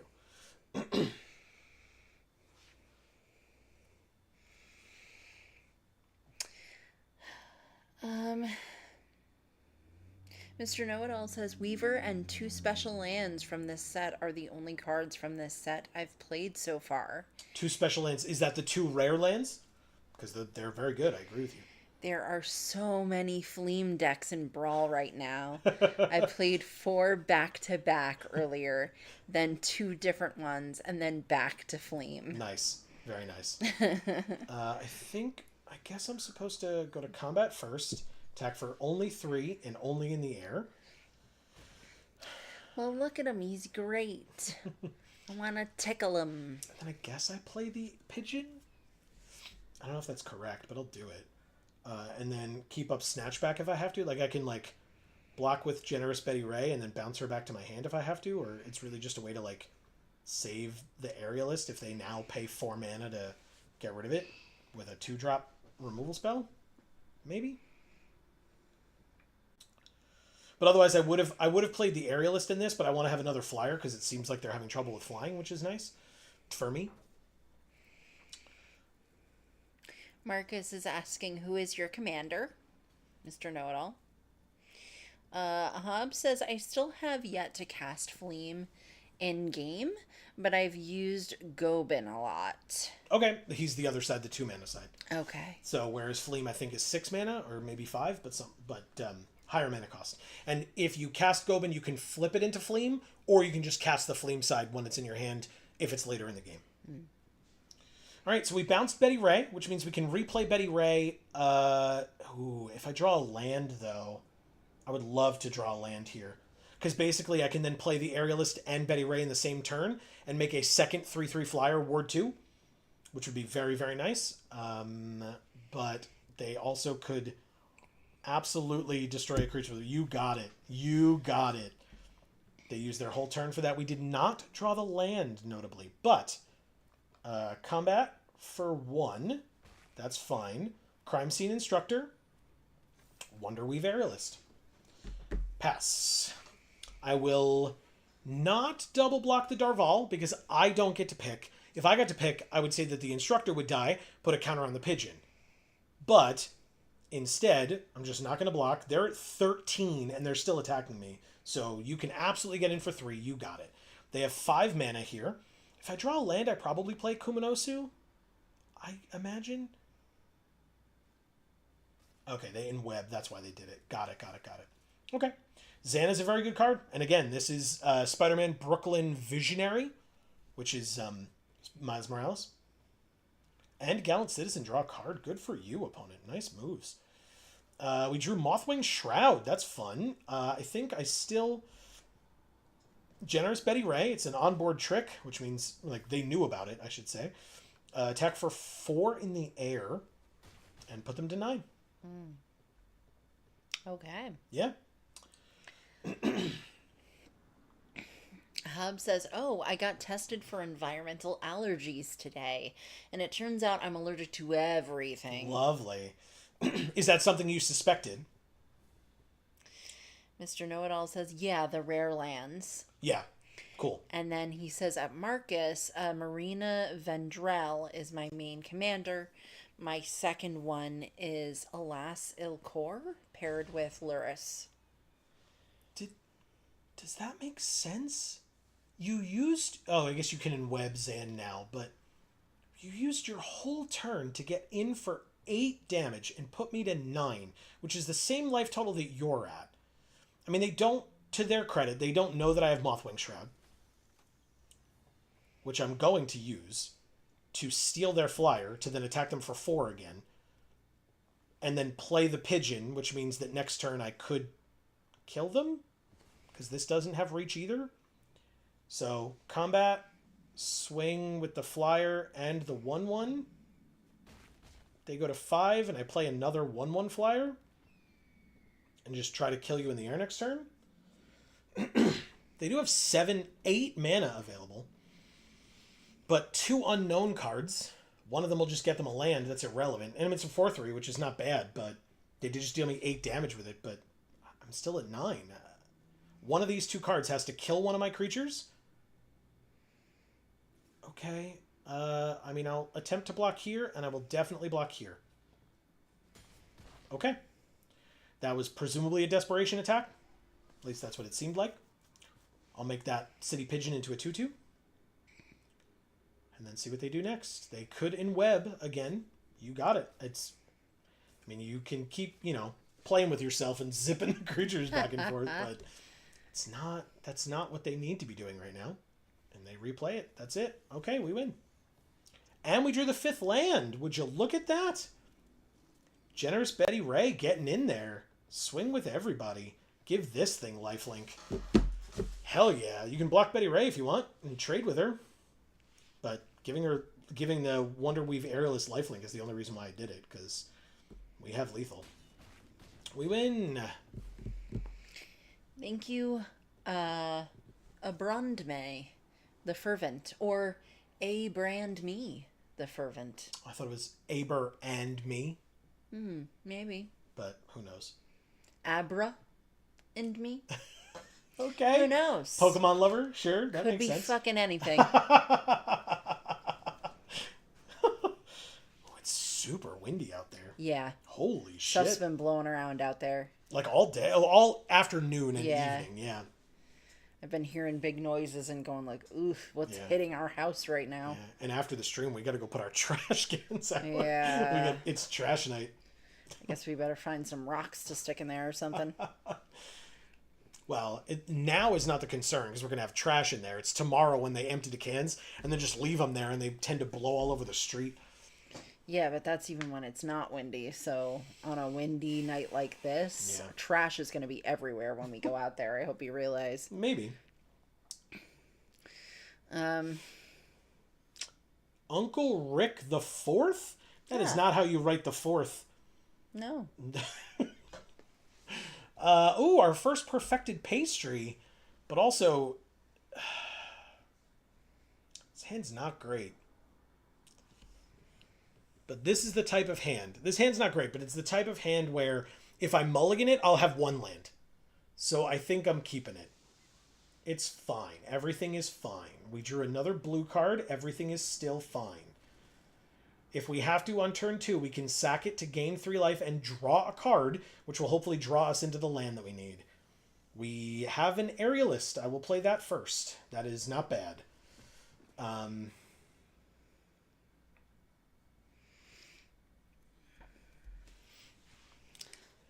Marcus says, and/or what is your favorite commander to play in Brawl? Open question. To anybody. Yes. So Hub says, I've never played Commander. And then he says, I knew I had allergies, just not how many or how bad. Gotcha. Mr. Know-It-All says, the only reason I started playing Brawl is for the 450 games played achievement. It's hard for me to play that way. Okay. Marcus says, want to be arena friends? I play nearly every format.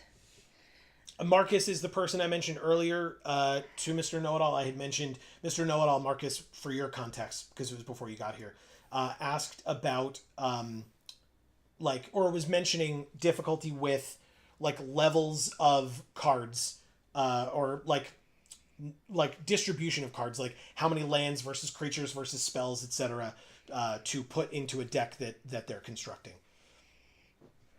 Take 4, that's fine. And I mentioned, sorry, I'll finish my thought. And just because I forgot to do it.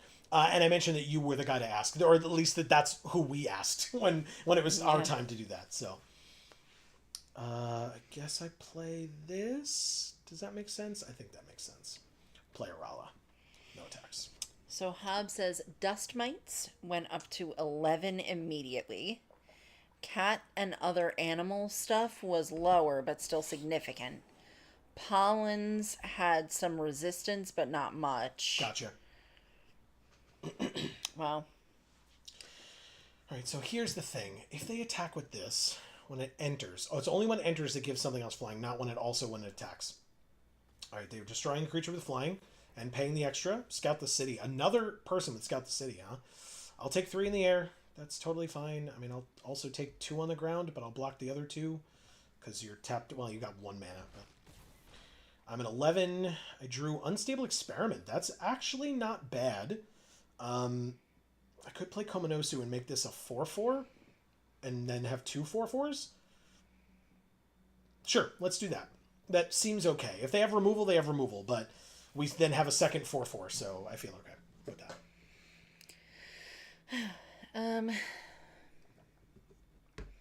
Mr. Know-It-All says, sure, I don't know my arena numbers offhand, but I can load up the game and come back with it. Marcus says, I can put mine in chat. I'm loaded right now. Marcus Absolve here. He gives his number, and then he says, I'm the resident deck doctor, MTG MD, if you will. He very much is, yes, for sure. Oh my god. Stop. Who plays that many Scout the Cities? That's insane. I was like, okay, they could have 1 removal spell, that's fine. No, we just get fully run over with removal, and then they drop the good game as well? Fuck. That sucks, man. I mean, they're right. It's over, but that sucks. Yourself. It doesn't matter. Wow. That is rough as shit, man. Through removal spells in 2 turns with 4 mana and a mana dork is rough. Very, very rough. We block here, and we take 5, and we go to -1.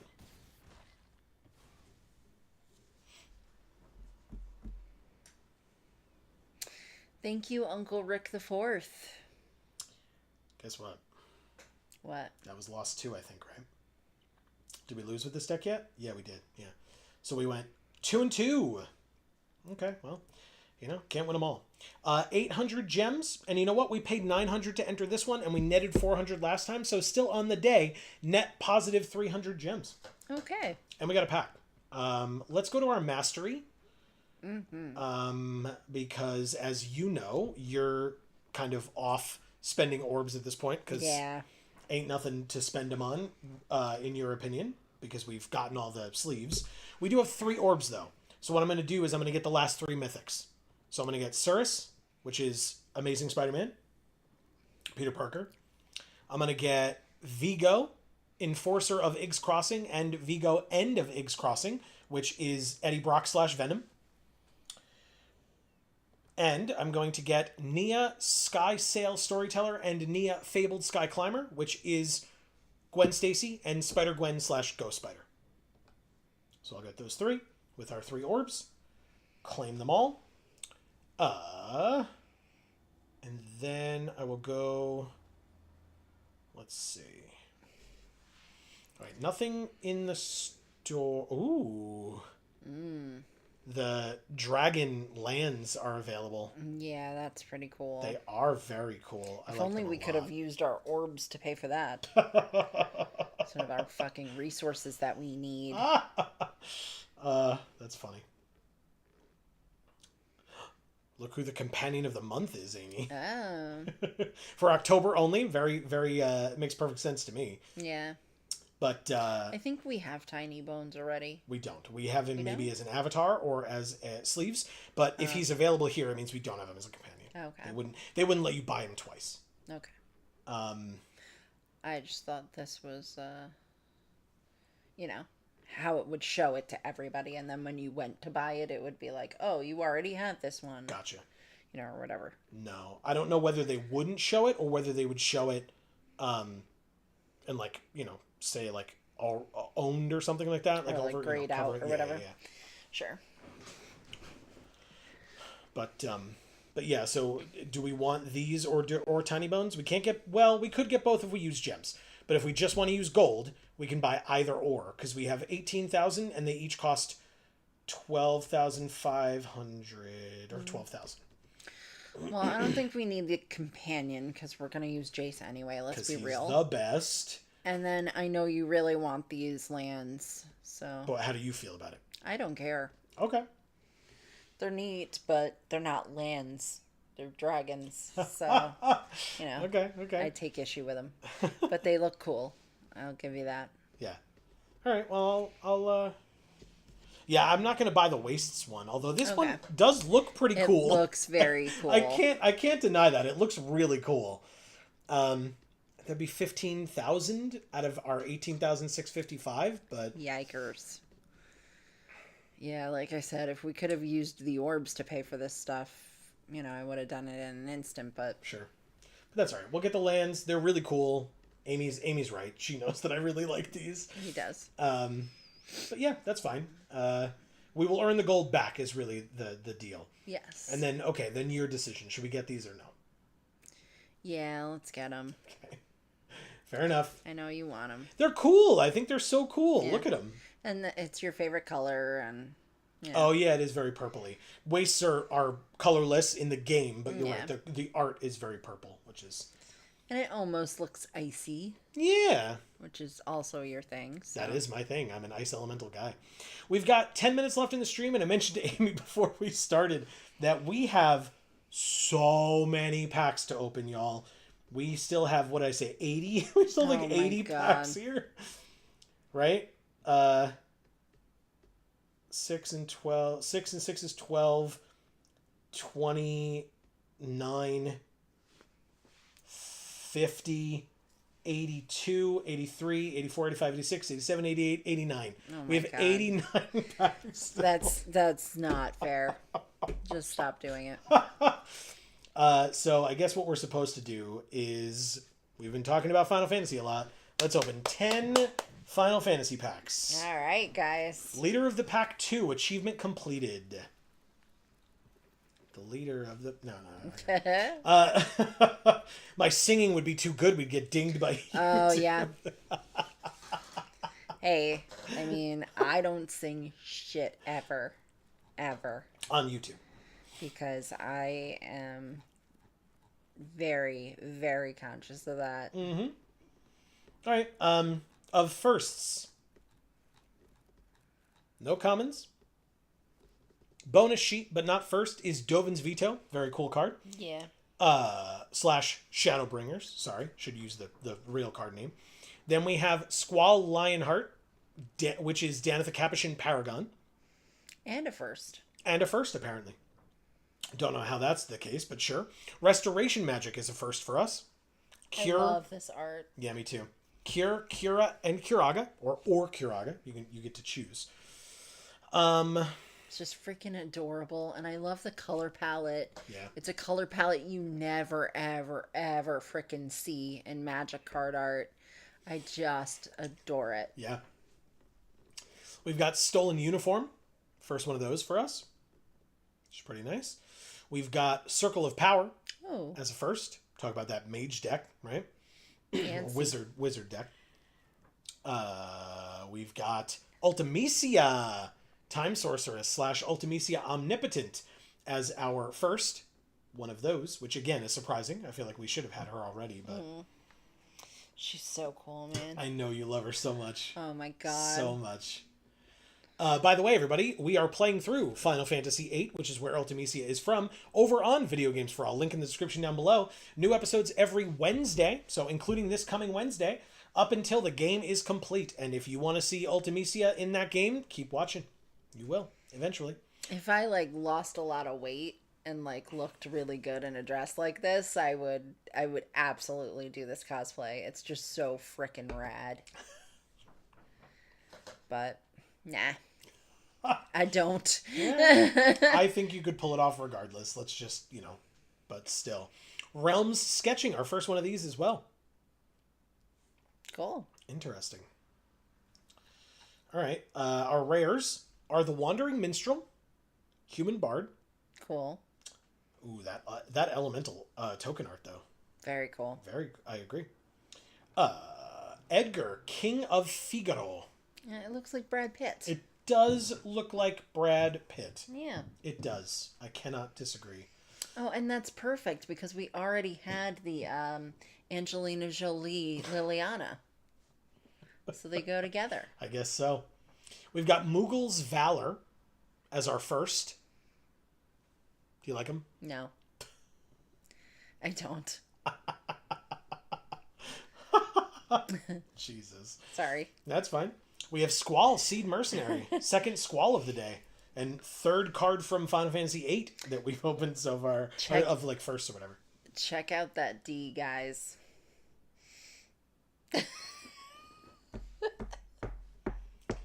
Whew. That's very good. That's very funny. I was like, is his dick showing through his pants or something? Nah. No. It's just a capital D at the end of it. Yeah. A Realm Reborn, our first one of these. That is understandable. I would not have picked this in Limited. But, like, having it is fine. It's not a bad card for constructed formats, but for Limited, not necessary. Summon Leviathan. Oh, sick. Now, this says it's from Final Fantasy 15, but Leviathan existed in 7 and 8, which are the two games that we have experience with as well. So there's that. We've got a rare wild card. Boo. We've got Arden the Usurper. Oh.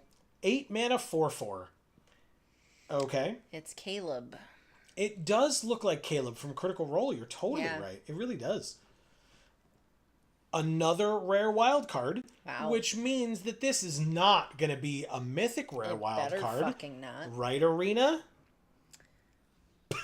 You piece of shit. Holy shit, I really thought it wouldn't be. I hope you're paying attention, Arena. I really thought it wouldn't be. Because they gave us two rare ones right next to it. I was like, surely it wouldn't be again. A lot of bullshit. Holy shit. Damn. Incredible. I guess I deserved that. Let's go to our achievements. We got Leader of the Pack. 2.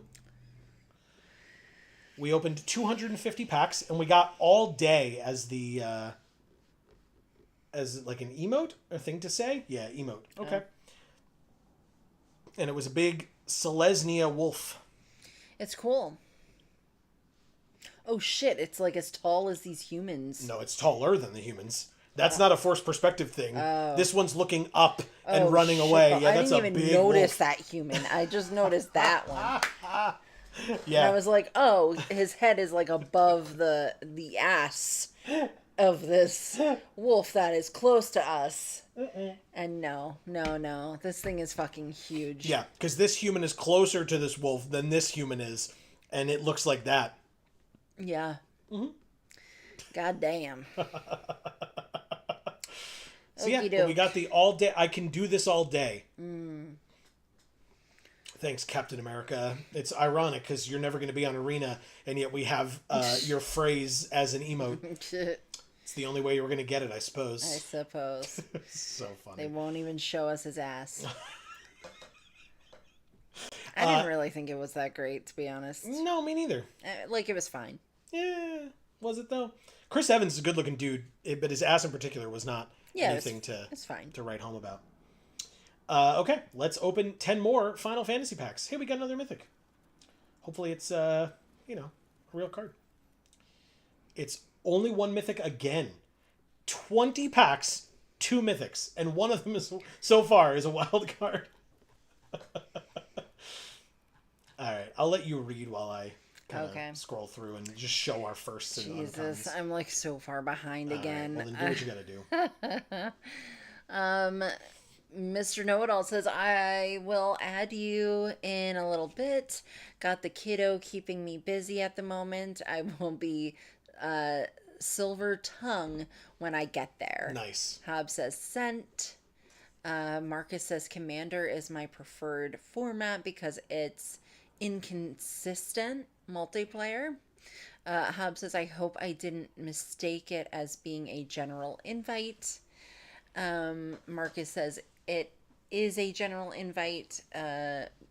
Geek for All fam, for real, for real. Mr. Know-It-All says, it would still show, but say owned. Yeah. That's for the companion, okay. And then Marcus says, it also helps that I finally put Arena on my new laptop. I'm sure that would help, yes. No requests yet. It's as typed with no space between the name and the hashtag or the number sign. And then Hub says, I got Ultimecia from a jump-in pack. What's Hell a yeah. jump-in pack? That's where you take 2 packs. You decide to play in a jump-in event. You then pick a pack theme. So it might be like Red Goblins or Green Ramp or Blue Bounce. Okay. And so you pick one of those 3. And then when you pick one of those 3, it then gives you a second option of 3 or whatever. And it's like Red Burn or Black Removal or something. And so you pick that and you make your deck out of combining those 2 themes together. Gotcha. And so one of those themes presumably was blue-black in some capacity. And then Hob was able to get Ultimecia out of it. Awesome. I love her. Mr. Know-It-All says, I'm mostly on mobile, rarely PC, so if we play, I have connection issues from time to time. Marcus says, do it anyway, still rad. Yeah. Mr. Know-It-All says, I have an Ultimecia deck and managed to flip her several times. Hell yeah. That is very cool. That is cool. Hub says, Gods, I want you to play 6 and 9 so bad. Yeah, I gotta tell you, I don't disagree, right? I'm looking forward to... There are so many games. Yeah. Like, even... I guess I don't mind saying, we're not done with Gen 6 yet for Pokemon. Yeah. And, I'm super looking forward to getting through a lot of that. You know what I mean? So, there are so many things. So, it's not... it's not for lack of trying, guys. Oh, God. You. Well, and 3 hours a week, 3 videos a week is... It's a lot, guys. It is a lot, and Amy's been super busy at work. I'm getting super busy at work. Yeah, he's really getting super busy at work. So crazy. And it's probably going to remain that way for a while. Yeah, unfortunately. And I can talk more about it in the future, I assume, but I dug this grave myself. Yeah. I did this. He did. He did the right thing and a good thing. And I'm being punished for it. Exactly. And you know what? I still wouldn't change it. No. Truly, it wouldn't. Ask me again in a month. Maybe I would shit differently, because in a month I'm gonna get my ass kicked for the next month with the amount of work that I have to do. That doesn't mean anything should change around here. And in fact, this is such a welcome breath of fresh air after crazy work days that this shouldn't stop. You know. Okay. Raymond Miller is here saying wild cards are greater than anything. So, totally fair for people that make decks, because it means it's any mythic as opposed to a particular mythic that you might not need. For our purposes, I just don't make any decks. Here, look. I just added to my 205 wild cards with a 206th one. So, I just don't use the wild cards. So, to me, it's more interesting for content purposes to open a cool card that we can actually talk about. That's the only reason why. You're absolutely right. In theory and value-wise, it does make more sense to open a wild card, because I've opened any mythic that I might need at any later point, but I have 205 others of those. Right. So, whereas this is my first Queen Braun. So, it's, for, like I said, for content purposes, that's just what I prefer. But, of course, like I said, you're totally right. Yeah, and it's fun to boo something like that, because we have control over that a little more than we do over our losses sometimes. So sometimes we can't really boo our losses. Sometimes we can flip off Arena, which I just did. Yep. But, which I just did. But anyway. Where am I? Marcus is sideways crying laughing. That was about the wild card. Mr. Know-It-All says, Arden is the current top played reanimator. That's very good, yeah. I don't understand that, but that's okay. I don't need to. It's just bringing back something from the graveyard to the battlefield. So if you discard it early, because it's 8 mana or whatever, you bring it back early, and then you get a strong 8-drop on the field. Okay. Raymond says Avengers set incoming. Yes, next year. Well, it's Marvel Heroes or whatever, but yeah that'll be next year. You're right. Hub says Ultimecia is in my blue, black, red Final Fantasy black-blue mage deck. That's good. That's very a good. lot of things, Hob. What the fuck is this deck? That's a lot of things.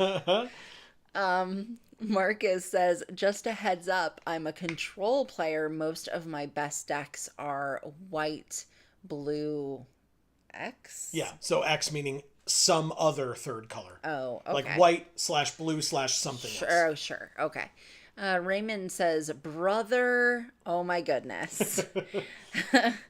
Marcus says, that's not to say that control is all I play. I also play a lot of tribal decks, meaning creature-based. I should be excited for TMNT and Marvel, but I can't bring to myself to give more fucks than zero. Maybe I'll proxy a card or two. Hell yeah. Well, and like you said, Marcus, at least if they're coming to Arena, you can like utilize some of the cards on Arena if you have the opportunity. And that, might be beneficial or worth it for you. That's all. All right, let's go through these cards. Oh, okay. Yeah. Hob says it's mostly Final Fantasy villains with one or two mage heroes that fit the theme. And then Raymond says you could literally build anything in historic/timeless. It's true, yeah. I mean, we built a couple of Brawl decks, and that's about it. That's really all I cared to build. If I play Constructed in any capacity, it's literally to get my dailies, and that's it. Because when we play on here, we're playing limited, and that's all we do. So there's otherwise really no need for me to do that. I don't have much free time to play Arena, so when we're not streaming, like I said, if I do, I'll log in to do my dailies or like a midweek magic or something like that. That's free. And that's about it. Hub says, I think testing with Arena and then buying singles, if I like a deck, would be the way I'd engage with Magic going forward. That seems like a super smart way of doing it. It really does. I mean, I was just talking to Mr. Know-It-All about, or mentioning Mr. Know-It-All about, liking hearing different people's ways of interacting with Magic and how they choose to play with it one way or another. Marcus talking about proxying stuff at this point, and that's also, all of it is totally valid. And like the fact that so many people get to represent so many different ways of playing is really cool to me. I like it. Yeah. Marcus says your boy is Bant AF and Lagrella as a commander is just for removal and the only creature in the deck. Hell yeah. The only creature. That's nuts, Marcus. That Love is that. Nuts. And Lagrella, if I remember correctly, it's 3 mana, you play it, you steal a bunch of things under Lagrella, and then if Lagrella goes away, they come back or something. But you get benefits for that. It's something like that. Hob says, I would proxy if I actually had those resources. Yeah, and if you don't, you wouldn't kind of buy into those resources, right? Like it's just for somebody who has said, you know what, I enjoy Magic, but I'm not willing to spend the amount of money that I would to buy constructed decks or make commander decks or whatever. It's easier to make a one-time purchase of the hardware to then proxy stuff, print things, etc. And then at that point, you can literally make any deck you want. Besides, and for that one-time purchase, besides regular maintenance on it or whatever over time. Blue Black opened the door to custom cards. I'm not sure I understand that. Hit me up if you're interested in one of your own. That stands for Universes Beyond, not Blue Black. Ah, okay. Awesome. It did take me a second. I'm not going to be like, duh, Amy. That doesn't make sense to me. I was like, that doesn't okay. make sense, but no, Universes Beyond, yeah. And okay. That's what brought Marcus to that point. Yeah. And Mr. Know-It-All says, I'm an arena-only player because of money reasons. Eventually, I hope to come back to paper. Yeah, I mean, you all see the stuff that I open. The only thing that... The only time that I buy product is around pre-release time. That's it. And I don't buy singles, right? Same with... surprise, surprise. I don't buy singles. I don't even use them on Arena. Yeah. So, so I definitely don't buy singles. I don't, like I mentioned earlier, I don't really trade cards or trade in cards. Like I said, I did it once, and I mentioned it was Thing in the Ice. You know how long ago that set was? The Thing in the Ice was out? It was a Ravnica set, I think. So anyway, so that's how long ago I did that. So just to give you a general idea Right. of like the last time I traded in a card. Raymond says Tassiger Golden Fang for me. Love me some Sultai. Tassiger is a great card. Very, very good card. And yes, Sultai is a very good trio. That's probably one of my favorite 3-color groupings, despite the fact that I am an Azorius. I do enjoy Sultai quite a bit. So our first, I mentioned Queen Braun earlier, but there she is. Yeah, looking brawny. She also goes with the Wizards deck that Hob was talking about. Ignis Scientia. I just didn't really like this card that much. It's fine. It's a dude seasoning sandwiches? Yeah, his ability is I've come up with a new recipe. Salt Bay. A little bit. Unexpected Request. And Summon Anima. I will say I used a lot of this card during pre-release weekend until Greg, shoutouts Greg from Champion, our sponsor store, Greg mentioned to me, he was like, I feel like that card's not good, is it? He's like, it's super expensive and I feel like it doesn't do enough. And then I like thought about it for a little bit and I was like, no, he's totally right. It's just not that good of a card. Like, it's fine, but like, you draw 3 cards and lose 3 life over 3 turns for 6 mana for a 4/4 menace, and then eventually it just goes away. Like, it's fine. It's just fine. Ooh, I like this art so much. And then it's Summon Shiva. It's our girl. Like I said, go watch Final Fantasy VIII. This is listing her from Final Fantasy X, but still, go watch our playthrough of Final Fantasy VIII, and you'll see what I mean. And we have Zach from 7. Zach Fair. Poor Zach. Ooh, and Battle of the Big Bridge. I like this one. Yeah, it's, sick art. Yeah. So sick. All right, before I do the rares, I'll let you keep reading, and then I will do the rares. Okay. Marcus says, Thing in the Ice was Shadows over Innistrad. Laughing face with a tongue sticking out. That's like when we started the channel 10 years ago. Holy crap.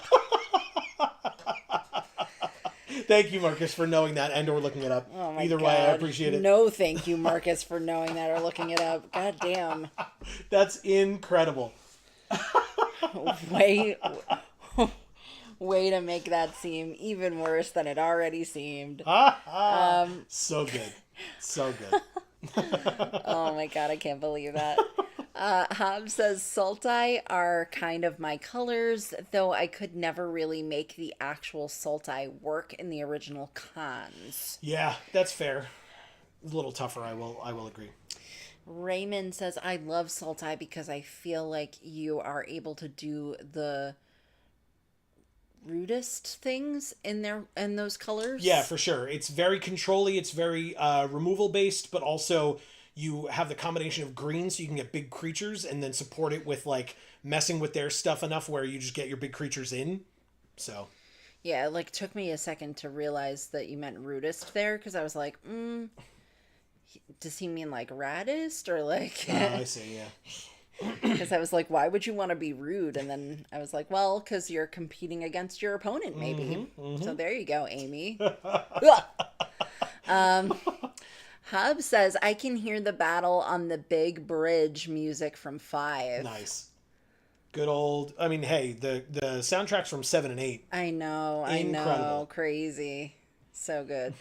Mr. Know-It-All says, what's an old mechanic, a card type, or card type you want to return? That's a good question that I feel like I should give more thought to. What was the mechanic? Oh God, it was from original cons, since we're talking about cons, where it said like, put a counter on the creature with the lowest toughness or something, like, X number of counters on the creature with the lowest toughness or something. I feel like it started with an M, but I don't remember. But I did disgusting things with that. There was a 4 mana 5/1 or something like that that I was able to, there was a card that like put 4 or 5 counters on something with the lowest toughness. Bolster. Thank you, Marcus. Okay, so it didn't start with an M, my bad. But anyway, Bolster. There was a 5/1 from that set that was like a treant or an abominable snowman up in the mountains or something like that. And like I would like attack with it with a 5-1, and they were like, all right, fine, I'll take 5 one time. And I'm like, cool, bolster 5. And I just made it a 10-5, a 10-6. And just hit them for 10, and I was like, I win. And I remember sweeping that entire pre-release with that combo. Yeah. Because it was a common and an uncommon. Like, it wasn't even a difficult combo to pull off. Wow. It was just so good. I just remember doing that, and like, people were upset, and I don't blame them. And I will say, my small claim to fame, and this was before we started the channel, because it was Kanzatark here. We weren't doing content for Kanzatark here. I played against one of Wedge's cronies from the Mana Source, because Wedge and his friends used to play at Champion. In fact, one of the owners, Steve, knew Wedge from college, and so Wedge and his friends were there. And I don't know if Wedge was playing, but one of his friends was. And I remember people like whispering about like what a big deal it was that like, you know, the Mana Source like team was there. And I remember playing this guy in the finals, and he was super cocky and didn't want to split, and then lost to me. And I felt real good about that. So that'll show him, I guess. I guess. If only we could be as big as the Mana Source was. Anyway, that's fine. Well, that would make it even harder for me to read a chat because there'd be too many people here. That's fair. Where did I leave off? Here.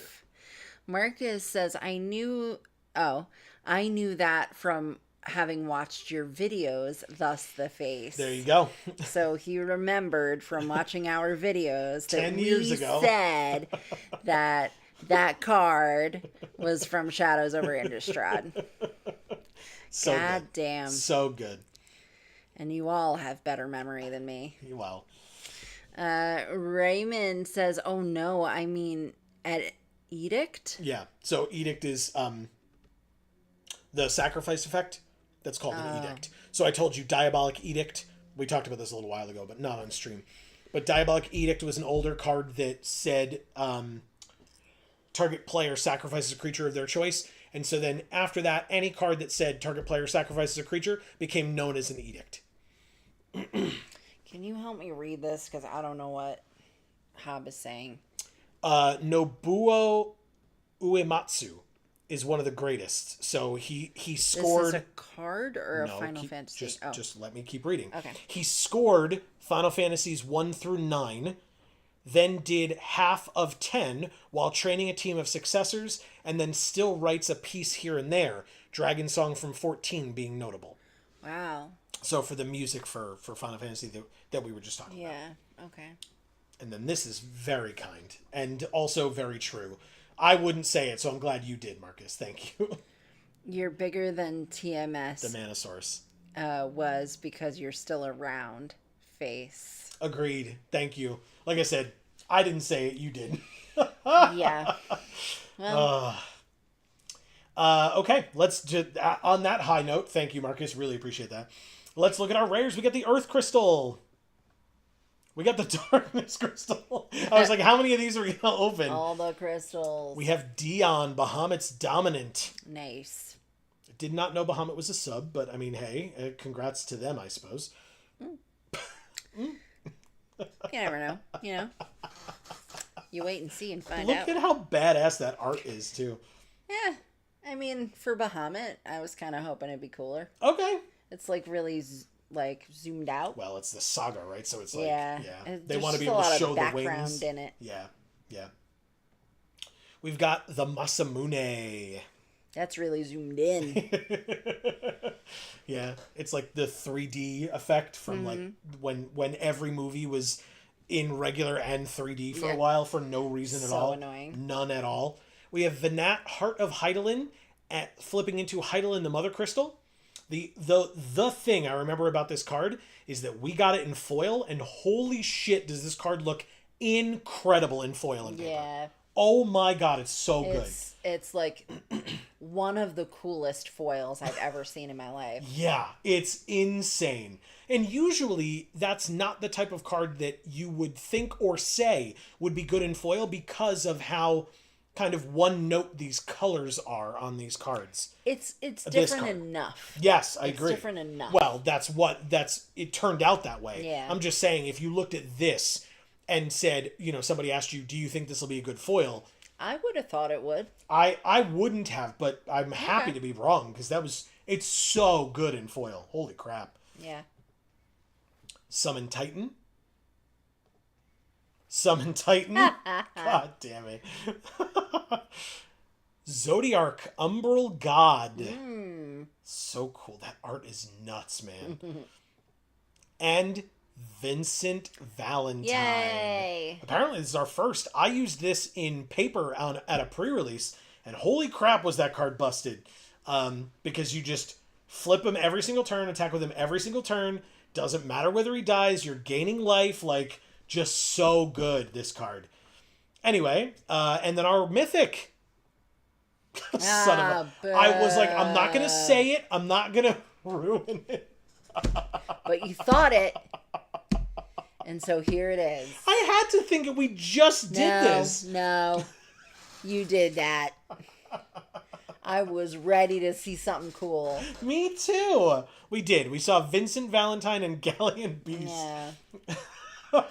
Okay. All right. Well, we're done opening packs. Oh, well, there's one more Final Fantasy pack left. Fine. I'll keep reading then. It's only a rare. No firsts outside of the rare, and then summon Primal Odin. Oh, sick. Hell yeah. Okay. And Santa Claus. Santa Claus. And a suplex. And suplexing a train. Yeah. He's going to so suplex that train. Take a train to Suplex City. God, fuck Brock Lesnar. Yeah. I mean, please don't eat me, but also fuck Brock Lesnar. This guy could be Brock Lesnar, right? Running out the train, trying to do a suplex. He's a lot smaller than Brock Lesnar. Yeah, I feel like he is. I feel like he's not going to fare as well as Brock Lesnar would have against this train, but I'm sure they still both would have been completely eviscerated, so whatever. This guy doesn't need steroids to take down this train. Oh, sorry, did I say that out loud? Well, he doesn't need to, be like a... I mean, I guess he didn't traffic the woman, but, I mean, he was complicit. It's the same thing, like I said. He participated in the receiving of the trafficked woman, yes. Which is just as bad or worse. Agreed. Well, not worse. A few things are worse, but fair. Regardless. But like I said, fuck Brock Lesnar. Yeah. But also, ew, don't. Well, yes, exactly. Marcus says, and that's coming from someone who liked Wedge's content. He's doing what he's doing, but that's not this, so ... Yeah, fair. And then Marcus says 3 sideways crying laughing faces. About the second Mythic Rare Wild card that we received of the night. I will note, we needed one more blue spell, and we would have completed our 750 gold achievement, or our daily, but it's irrelevant. If I, was it 1021? Whatever. Some other time during the week, I can literally just pull up, you know what, I'll just play, where's the historic? Yeah, we'll do this. You said blue. Yeah, but I'm not going to play that. Shut up. Oh. Nobody asked you. I thought you meant me for a second God, there. you're great. No. Oh, I guess I have, well, whatever. Aerial domination. No. I'll just play Big Max. I don't care. Let's see if it works.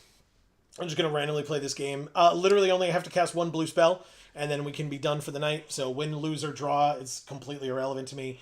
But for now, we can still say our goodbyes to all of you as I do this. Hey, another Final Fantasy avatar. Very nice. I've heard that set was popular. Ooh, awkward. Add 1 mana, spend this only to cast a pilot or vehicle. But there's a vehicle right here, and it's blue. We got this. Keep. Let's go. Oh, shit. Oh, they're stupid. Get over here. Stop that. Stupid thing. Windows sucks, man. Birds of Paradise. Uh-oh. This one. Let's do it. We did it. We did it. A win, lose, or draw. We did it. And look, they're sleeves. Yeah. A second Birds of Paradise. Okay. I expect you to bolt the birds. I'll bolt one of them. Yoink. Thanks. Okay. You got it. They put Stomping Ground into play and an island. We have the Mech Titan core. What? Sick. Okay. Unlicensed Hearse. Mech Titan core. This is crew 3. This is crew 2. So combat, attack for 1. Beautiful. Okay. Yeah.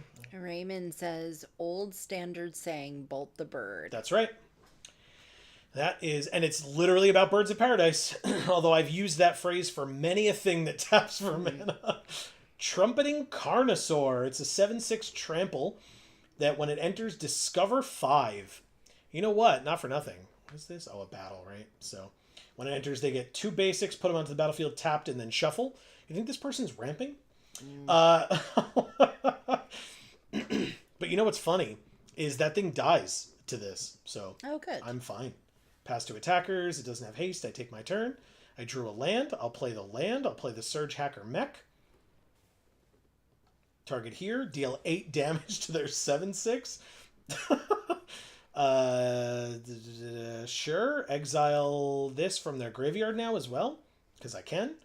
Combat for 1. Yeah. Toxic. Perfect. Holy shit. Is that what that black nonsense is? Yeah, because now they have 2 poison counters. Yeah. Because this has Toxic 1, so it deals damage in the form of poison counters. It's got haste, so they can attack the battle. Good for you. Intrepid Paleontologist is a 2/2 that taps for mana, tap 2 mana, exile a card from a graveyard, and cast dinosaur creature spells from among cards you own exiled with this creature. Holy shit, I did it! I exiled that dinosaur so that they couldn't get it back.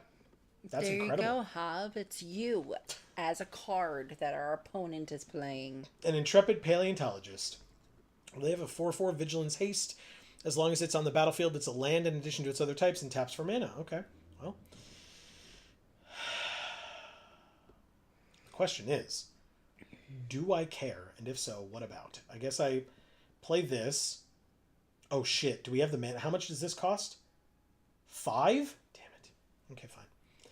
We'll play the Surge Hacker Mech and kill the Awakened Skyclave. Keep the Annex Sentry, I suppose. Not for nothing. I was just doing this for funsies. Yeah, you can tap for mana. I don't care. Next turn, we have Mech Titan Core. Which is so stupid. Why? No attacks. End the turn. Holy shit. So dumb. Mr. Know-It-All says Saffron Olive, one of the MTG Goldfish members, said in a recent video, I don't know how you'd fatally push a bird. Feels like it'd just fly away. That's funny. In regards to using fatal push on a bird, it was funny. It is funny. Well, it depends on what you're fatally pushing it with, Yeah. right? You hit it with a car, it's going to be fucking fatal. So, interestingly, Saffron Olive combined with Wedge and us, all New York-based Magic YouTubers. Yeah. We drew a land. Mech Titan Core, please. 1, 2, 3, 4. Submit. And we just get a 10/10 flying vigilance trample lifelink vehicle or creature. Attack for 10. You go to 8. We go to 30. Pass. Yikes. I did not. There's no reason I should win this game. That's real dumb. Each player reveals a number of cards from the top equal to the number of non-land permanents they control. Put all permanents revealed that way onto the battlefield. I get to steal one of their things. Oh. Like this one. Yeah. Okay. Thanks. I now have this mysterious limousine that they gave me for free. That confetti is coming out of mysteriously. They search for 2 lands, put them onto the battlefield tapped. You got it. They double the creature's power. They double the creature's power. They double the creature's power. They double the creature's power. They have 2 8-3s that still don't stop. Okay, now they're both 16 threes. That's something. We can stop. Well, if they've got trample, yeah, they do have trample. The Devilish Valets, damn. Okay, all right, so we lose, right? I guess we lose. Okay. They have 2 creatures with 32 power that have trample. I guess I lose. Yeah. Technically, I can block with the Mech Titan Core, gain 10 life. Like, there are ways, but what is this? Crew 2. So I can't actually block with that, but I can do this. Block one of them. Block the other one. And I'm pretty sure I'm still dead. But like I said, I really only needed to cast the 1 blue spell, so this is all gravy. Yeah, -20, actually -10. Yeah, great. This shitty standard deck that I made, that I am now playing against a real constructed deck with, and got them down to 8, that feels okay. I'm happy with that. Thank you, Dengia. And there was something else, but I didn't get to read it. I totally forgot. Because we weren't doing it for real, so it totally went out of my head. I'm so sorry. Totally fine. We got 750 gold for that loss. Thanks, Arena. Okay. We did it. So guess what, everybody? That is going to be the end of this particular... I was literally about to just close Arena, like we weren't still streaming. Because whenever I do shit like that, it's just when I'm like randomly at home and have 5 seconds, and I'm like, oh, I need one more thing for this. Let me just do the daily. Like, how many times have I been like, oh my god, just let me finish this game, and then the game's over, and I'm like, thank god, and I like close Arena and move on. Because I just need to complete the dailies. But anyway... So that's going to be the end of this particular stream. Thank you all so very much for joining us. I really hope everybody enjoyed, because I did. This was a super fun stream. This was a cool one. Yeah. Thank you all so very much for being here. In fact, Amy, to properly thank all of the amazing folks that joined us tonight, because this stream would not have been the same without each and every one of you. You have some work to do. I do. Mr. Know-It-All, thank you so much for being back. It's great to see you here. It is. And thank you for being so forthcoming in chat and having, some conversations, and possibly, you're going to play Arena against some of the other viewers here. Like, it's really cool that you're like becoming part of this community. Love it. Always welcome. And hopefully it helps. Hopefully you have fun, right? That's obviously but you were mentioning some of the like trying to build decks and stuff like that. Hopefully it helps. And don't forget, if you're not in our Discord, if you want to have reach out for advice and stuff like that in our Discord, links down in the description box below. You can always do that. No pressure, but if you want that, you always can. He says, been fun. At Marcus, I got your tag screenshot so I can add you. Perfect. Raymond, thank you so much for being back here tonight as well. Hell yeah. Really appreciate it. Yeah, always great to have you, and cool conversations as well. Always appreciate it. Marcus, you know how much we love you, and thank you so much for being here. I mean, it's not like he's watched us for very long. He only referenced watching us back when we started during Shadows over Innistrad. And he just remembered that. Oh ridiculous. My god. So good. Hob, thank you so much for being here as always. We really appreciate it. Thank you. Yeah.